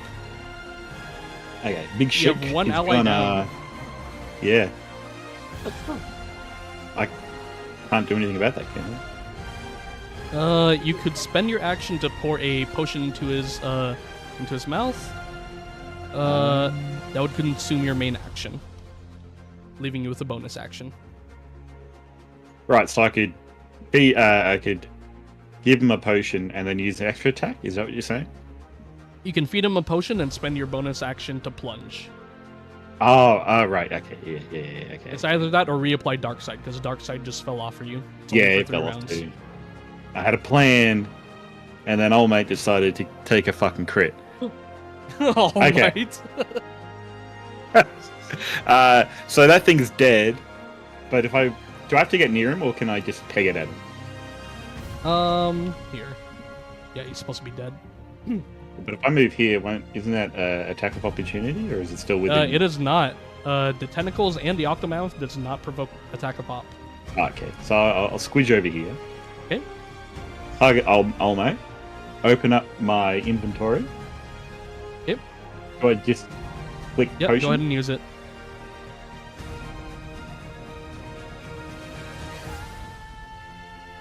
Alright, you get him up for the minimum amount. Oh dear. Nice. 4 fuck. At Target least he's Olmo. up. Oh, I got a thank you, bonus action, don't I? feathery Yep. friend. Oh, you got to get up there, man. You punch the shit out of that fucking octopus for giving you the old slapperoo. Kiwis, bro. Fucking kiwi. It's a kiwi bird.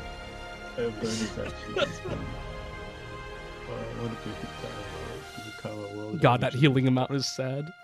Okay, I'm gonna 4, dude. He's use. unlucky. I want to try. No, I'm gonna use Dark Side again. It's my bonus action. Okay. No, yeah. So target myself. Bonus action, Dark Side. Once again, into the dark. And then my turn, because I think I'm out of stuff. Yes, sir. Magrius, you are up. Kids are pissing me off, Kupo. Alright. So, first thing first, the little fucking tentacle right next to me. I am going to take a little pokey poke stabby stab with the rapier. Uh-huh. Oh, I forgot to target it. Yep, you got a target. No takebacks on that. Okay. So it would be a 15 roll, so 7 piercing. Alright, 7 piercing. Okay. Also, because of the absorb elements, first time you hit with a melee attack on your next turn, the target takes an extra 1d6 of the triggering type, which would have been acid from the ink spray. It has no resistance. 5 damage. All right. I will extra attack with the rapier. Okay. Ooh, big damage. 7 piercing. And I'm going to move right here. Mhm. And then for my bonus action, I'm going to spend a flare point and good old core to the fucking tentacle. Big dash. Cha.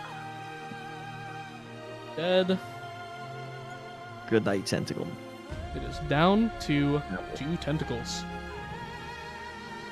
And it takes 60 points of damage. I came here to spend flare points and kick ass. And I'm all out of flare points, Kupo. God, he's so cool. That's it for me. Ina, you are up. Pina grabs another grenade from the bandolier. He's a madman.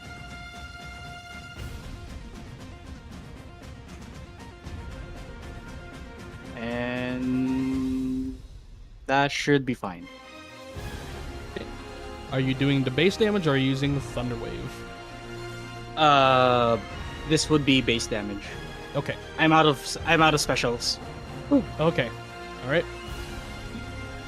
Damages as seen. 6 damage to both. Bonus action, I'm gonna chug a healing potion, if you would allow that. Yep, go ahead. Where is my loot? Self is bonus, to others is action.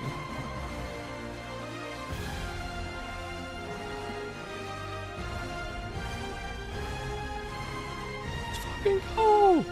He has a gun! All right, that should top me off.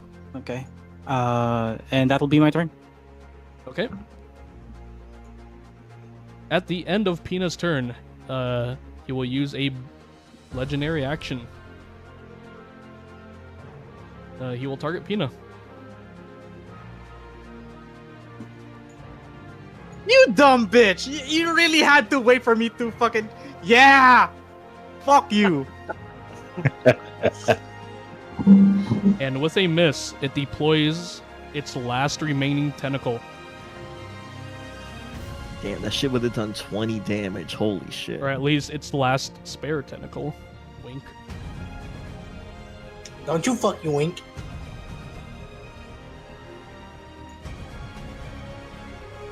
And it will not use a whip attack. Alright, Gembone's turn.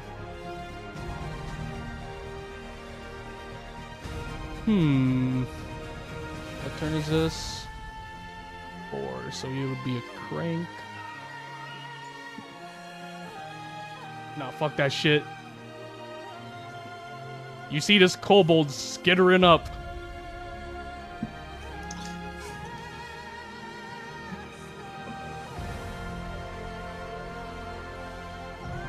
And he will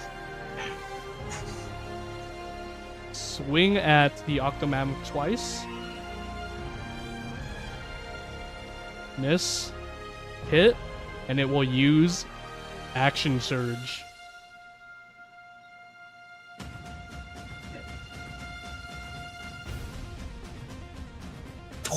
That's a crit.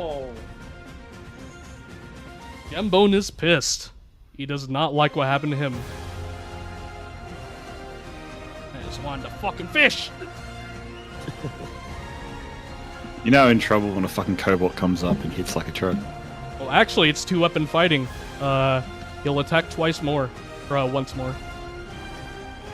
That's a miss. Okay. End of Gembone's turn. It will feel that crit and swing at Gembone. And misses. It has no tentacles to spare. All tentacles are in the field. Recharge attempt. Fail. It will look at Gembone. Oh, he pissed. He's pissed. Oh, Gembone he's- is unconscious. Nothing happens at the top of the round. Huntsman, Oh. you are up. You are currently prone. Would you like to spend half of your movement in order to stand? Yes. You have 15 feet of movement. Well, the thing's in front of me. Yep. If I drink a potion, I'll still have my bonus action, right? Yes. Alright. I will drink a potion. It's a 7. You know, that's more than nothing. Did you target yourself? You targeted the fucking. Did I? octopus. Right, yep. Did I? Here, I'll give it to you. There you go. I will press my chakra button again. Okay. Chakra has no available use remaining. You do have Elemental Gate if you want to use that. Alright.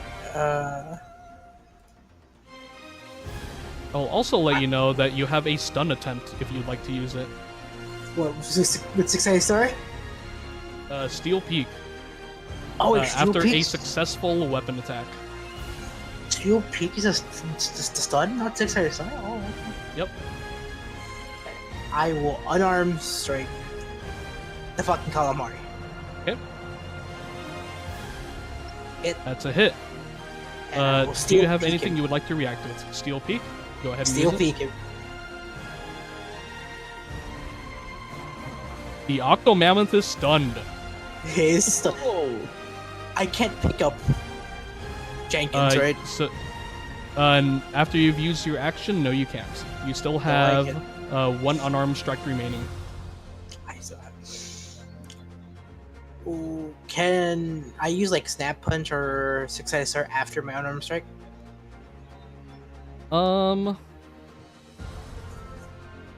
Since you've already used Steel Peak, no. No. Actually, okay. you can use Riddle of Fire, but you cannot use you cannot the use other- you use an action. Yeah. Okay.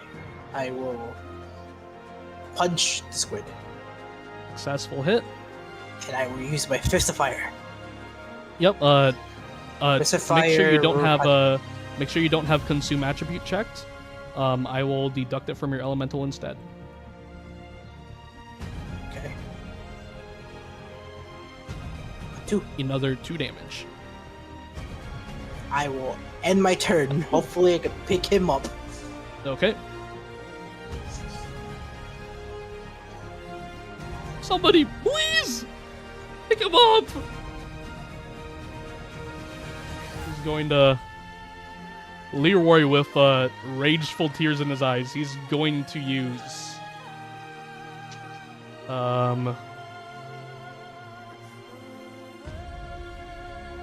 when you use Eldritch Blast on the Mammoth.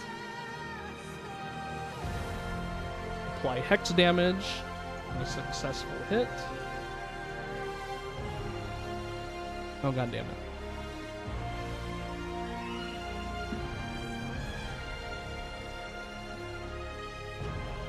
There we go. Do necrotic. And it will also target the tentacle right here.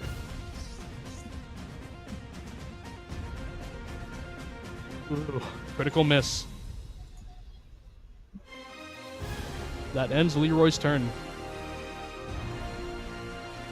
I thought Leroy had like two. Oh, that's the second one. Okay, gotcha. Yep. Big Shark. Oh, my turn. It's the Oh, two yeah. haunted one. Bless you. Bless you. Okay. I want to use Burning Blood. Okay. That's target myself, that one? Or... Yeah, target yourself. Oh, okay.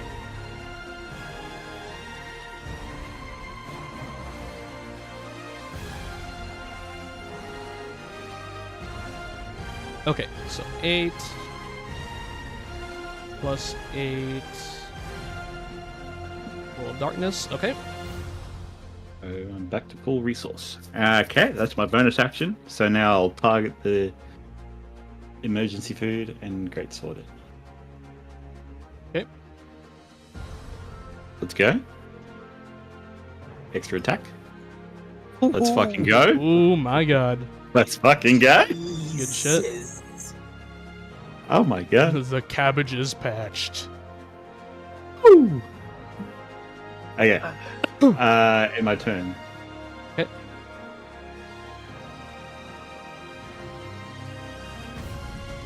Oh fuck Kupo. Oh fuck Kupo. Oh fuck Kupo. Oh fuck, Kupo. Oh fuck, Kupo. Mogrius is gonna float over here and gonna take out a potion and pour that shit right down Jembo's throat. Alright. Go Where's my ahead and potion? use the potion on him.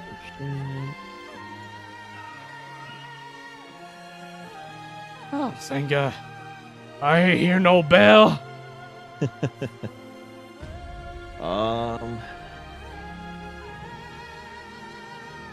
Alright, so that's my action. What else can I do? I'm out of flare points. Action.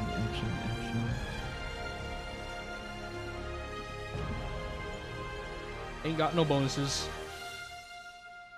Unless I recast Dragon's Breath. I'm gonna have to use MP to no. recast. No? You still have your Dragon's Breath. It's just not showing concentration. But you do need to spend an action in order to use the breath.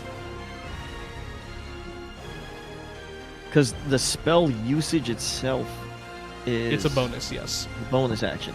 So I was thinking if I dropped it and then recast it as a bonus action, would that work? No, you would still be spending an action. Gotcha. Okay, cool. All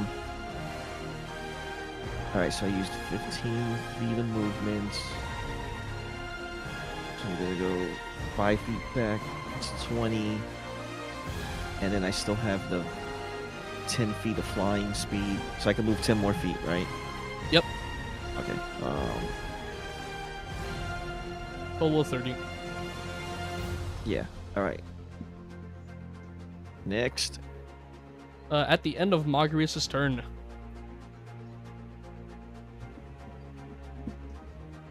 as a legendary action, he will attempt to hit Leroy out of the mast. Isn't it stunned?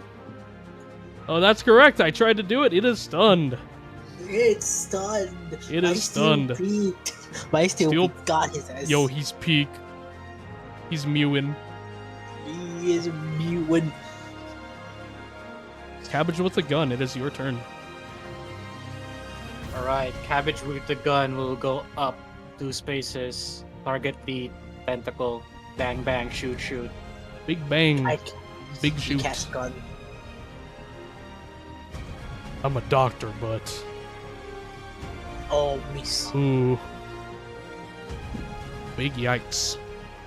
Big yikes. That's it. That's my turn. Which one did you Gem. target? This This one. tentacle. Oh, okay. I didn't see the health Jembone drops, uses but- half of his movement in order to stand up from prone. You didn't see what was happening in the background, eh? In the back of the mast. At the stern. The guillotine is ready to be used. And he will... Where's my Dragonator?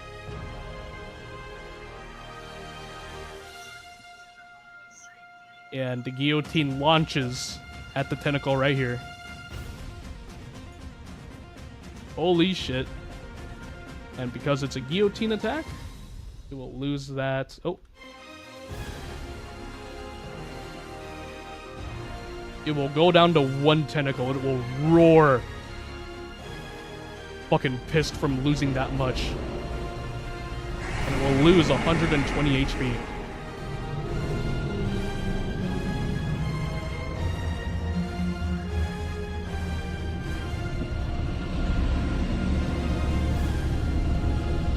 Alright. He will stagger back a little. With what little movement he does got. It'd be right here. Yeah. And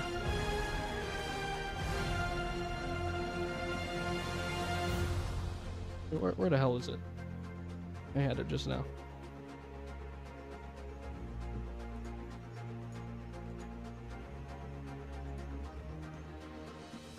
Items, there it is.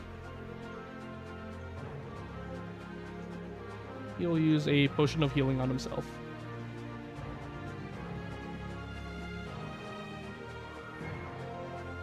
God damn it. +8. And that will end Gembone's turn. The Octomammoth is stunned. Still You're stunned. stunned. And nothing He's happens stunned, motherfucker. at the top of the round. Nothing fucking happens. This Octomammoth is on its last leg. Quite literally. What? Literally. Oh, I still have elemental gauge, right? Yes, you do. What does snap punch and 6A start do? If you get attacked, if someone approaches you, you can use Snap Punch as a reaction to hit them. Not applicable here. Six-sided star. If you attack and then run away, you will not provoke attack of opportunity. Not applicable here. Yeah, okay. I can't use Steel Pick again, right? I mean, you can. I'm just asking. You have 3 unarmed strikes you can use. Alright, Mr. Tentacle Man. I see how you deal with not Big Shaq. Not Big Shack. Oh, I hit him. You have a I'm a successful attack. What will you use in reaction? Steel Peak. Go ahead. Consume no attribute. I will deduct a elemental pick. It is stunned again. You have 2 attacks remaining. What would you like to do? Oh, I can't use Riddle of Fire. They're all out. Use... Bro, it's okay. It's okay. If you crit, Fucking hit it's him. done. Punch him! Punch him! I got all might! All might! Like, oh my, let's go! Come on, brothers! Hulkamania needs to run through. Oh, And you have 1 more attack. miss. Ooh, that's a miss. Oh, Will that end your turn? yeah, I don't got anything else. I got All right. anything else. You hear him? Kill it! Kill it, children! Hell was it? Leroy Jenkins! He's gonna jump down. Is he gonna go into prone? He has to take falling damage first. Did that guy just D6, run in there? right? Oh my god, he just ran in. God damn it, Leroy. Does he have a prone check? Nope, Oh, he still has HP. no. He's gonna attack twice with a scimitar. Oh my god! A toe! A toe! This is for Gramps! He's fucking dead.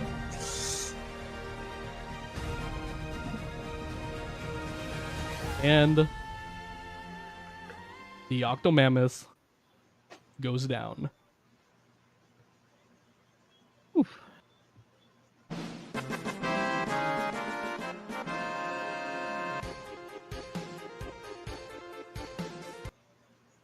Okay. All right. Everyone doing all right? Anyone dead? As the Octomammoth is dying and like the last tentacle's about to like slump off of the ship, Marguerite is like poking away at it with the rapier, like wha-cha, wha-cha-cha-cha.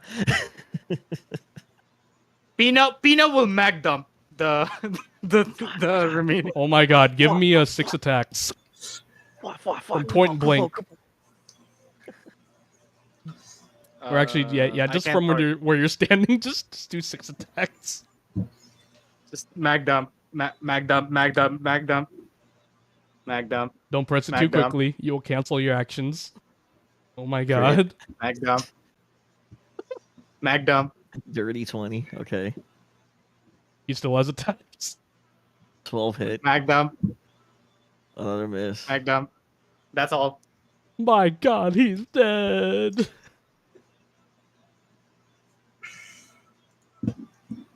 Hey, while Pina is mag dumping, Pina is just like screaming. Everybody in one piece, he hasn't realized his disguised self has dropped. You just hear the big footsteps. I is alive. Also, you are no longer pointy ear. You are now a kobold. Ah, shit. So, my small friend who turned into another small friend. What is this sorcery? As he's like huffing. You look a bit Well- different there, eh? Did you get a haircut? It's a bit more than a haircut, my friend. Long story short, around 40 years ago, the pirate crew found a little kobold that was left stranded on the shore of an island. Turns out my tribe saw that I was too weak even as a child to be used as a living sacrifice to summon the All-Father. I was about to be used as a sacrifice to summon a Primal. Well, the pirates saw how pitiful that was and decided to raise me. Luckily, they had a little materia of disguised self, and well, he'll slap it with his left hand, and poof, he's back to a Lalafell appearance. I'm a kobold, but Leroy here, he's actually one of the small folk. No glamour on him. I use the huntsman's just poking to see. Stop. Yeah. Gramps adopted me from Limsa. I was just one of them orphans on the street. But Gramps here, he's well, he hasn't got long left. Kobolds do only live for a certain amount of time compared to us mortal folk. He's got maybe... How long, Gramps? Oh, I don't know, 5 years.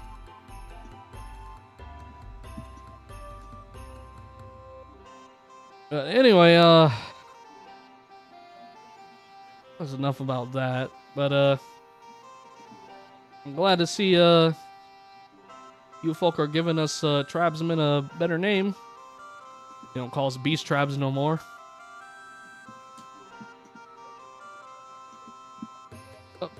Enough about that. I mean, this one is no beast. That one points towards the slumping dead octopus. Yeah, that one that's is a beast. That's most definitely a beast. So first order of business. Glad nobody died. The octopus ain't gonna terrorize no one no more. How's about we drag it onto the boat and let's have ourselves some celebrations on Limsa, hey? I Jumbone's cannot gonna- eat, but okay. Jumbone's gonna... he's gonna tug on, like, one of the severed, like, stumps where a tentacle used to be. Yeah, there's tentacles, like, littered all over the ship. Like, there's, like, one here, one here, one here, one here. The huntsman's like, a tooth. I want a tooth. He proceeds to figure out how to open his mouth. Yeah, you can get what you want out of it. Drag it onto the ship first. Come on, it's gonna be a team effort. He grabs Big Shock. And he goes, up Yeah, here. you the lizard, you the bird, even you cabbage man. And especially you, grandson. Oh. I have -2 strength.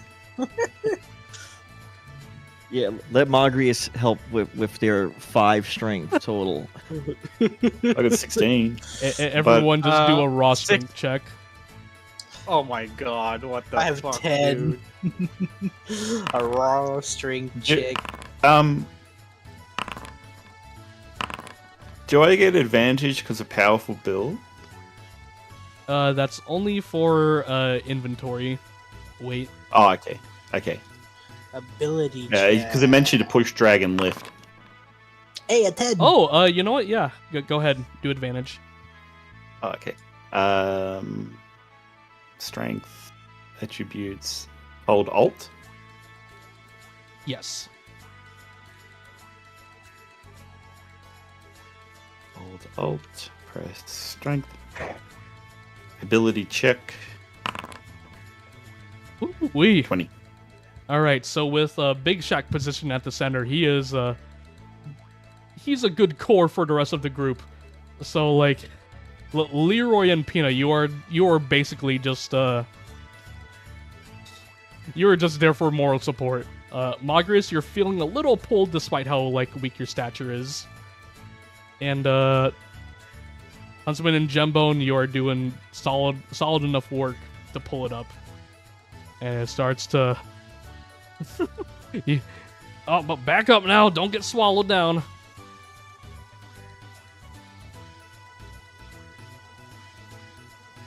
Oh God.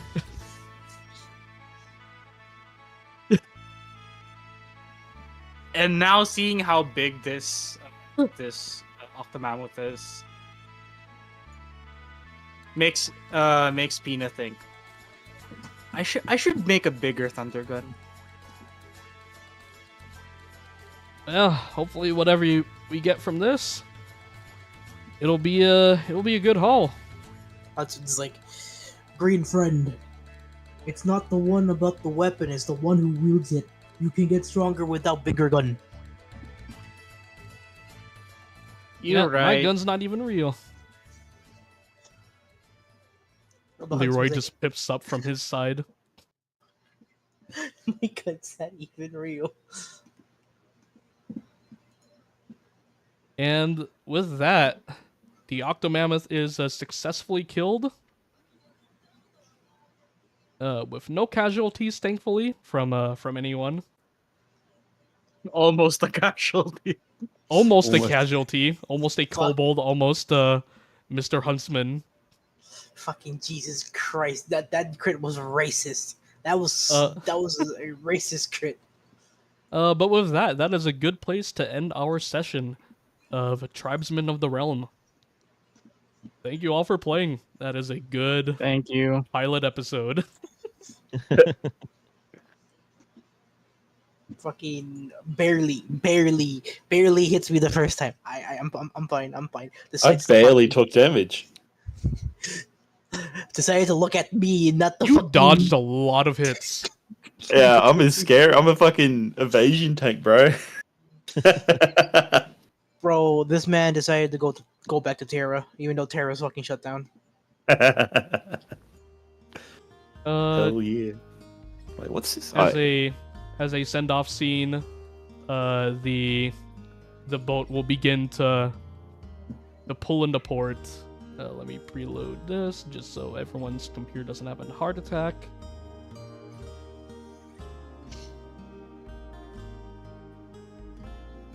And during the boat ride, the Octomammoth is just tied to like the fucking, here, I'll make it smaller for fucking 3x3. Just to scale with the boat. It is tied to the back. Jesus. And people can see it all the way from the fucking Aetherite Plaza. You see people like going up against the railing, people trying to climb over, and others like, what the hell is that? What's that on the boat? You see like a line of like 50 people here. Everyone from the Fisherman's Guild is looking out. They're like, that might be the biggest catch I've seen in a decade. Pina like enthusiastically but tiredly waves back at the people. So you think to yourself,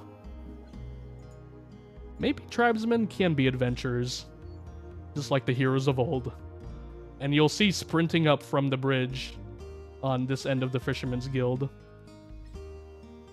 You'll see Mr. Wright sprinting down. Is like, wait, holy shit, it worked.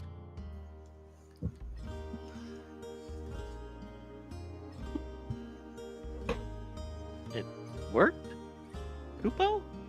You all did. Oh my god.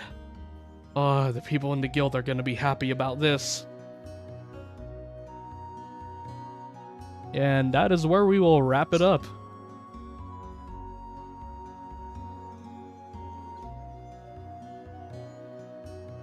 Yeah, buddy. Woo. I almost died. Woo. I almost got Kolskate, but I'm not on Kolskate. Bro. The curse of Alan got transferred over to. I'm not even a fucking dragoon, dog. I'm just a fucking monk with a gun. It's pretty standard for a monk, isn't it, these days? Monk players? No, it's not. That's the dragoons. Fuck out of here. Alright. I'm glad it went swimmingly. What did you think of the Octomammoth fight? Like you were racist towards me. I don't appreciate it, but it was good. Yeah, he was a little racist. He wanted the big food. The big food, the big shack. Well, he couldn't hit me, so he's going to hit someone else, didn't he? He tried for the big shot. It's like, this isn't working. There's another big one. This one's got protein on They're it. like, how the fuck am I missing this thing? Bro, okay, Arvin, what's your dexterity? 14? Bro, what the fuck? I have 16 and he hit me both directly in those 14 racist. dexterity, Built different. 16 strength, 16 constitution, That is so 16 racist. charisma, 13 wisdom, 10 intelligence. That is I got some racist. pretty good rolls with what I'm creating. Dark Knight hits pretty fucking hard, man. Yeah. I got Melee, an AC melee of focus Dark 16. Knight. Yeah. Yeah. He is raw strength. Yeah, get some, I guess there was one attack that we didn't get to use this session.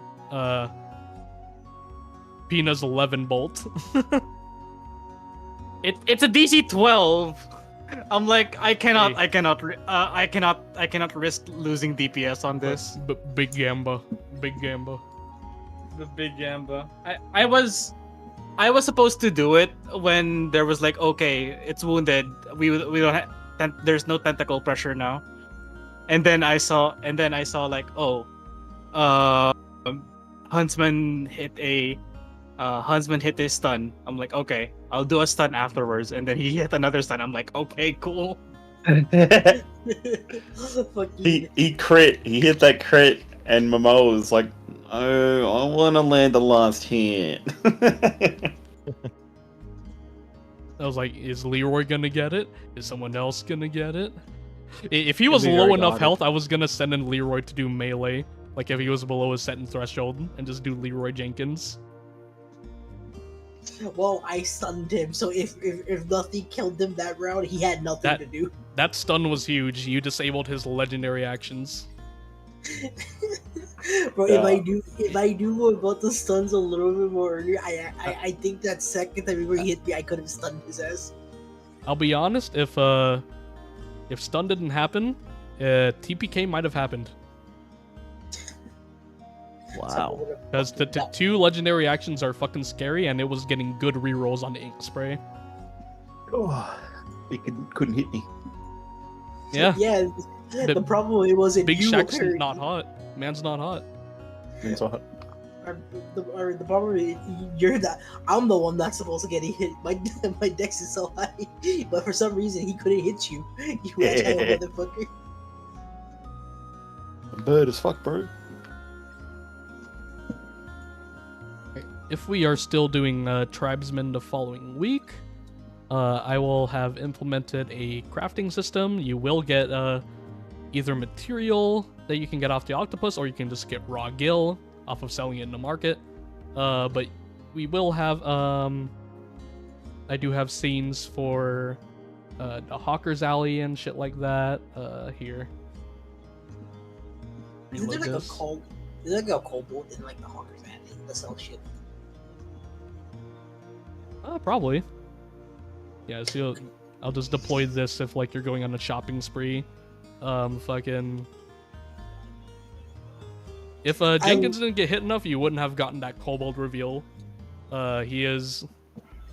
You're going to see some beast tribes NPCs out in the wild, and see what life was like for them before you adventured. And as you keep doing exploits, you're going to make the public perception of beast tribes more and more positive. Until one of them starts to steal, looks at the Moogle. Whoa. A little racist, That's buddy. racist. That's Wow. pretty That's racist, racist. buddy. It's racist, but it's an accurate racism.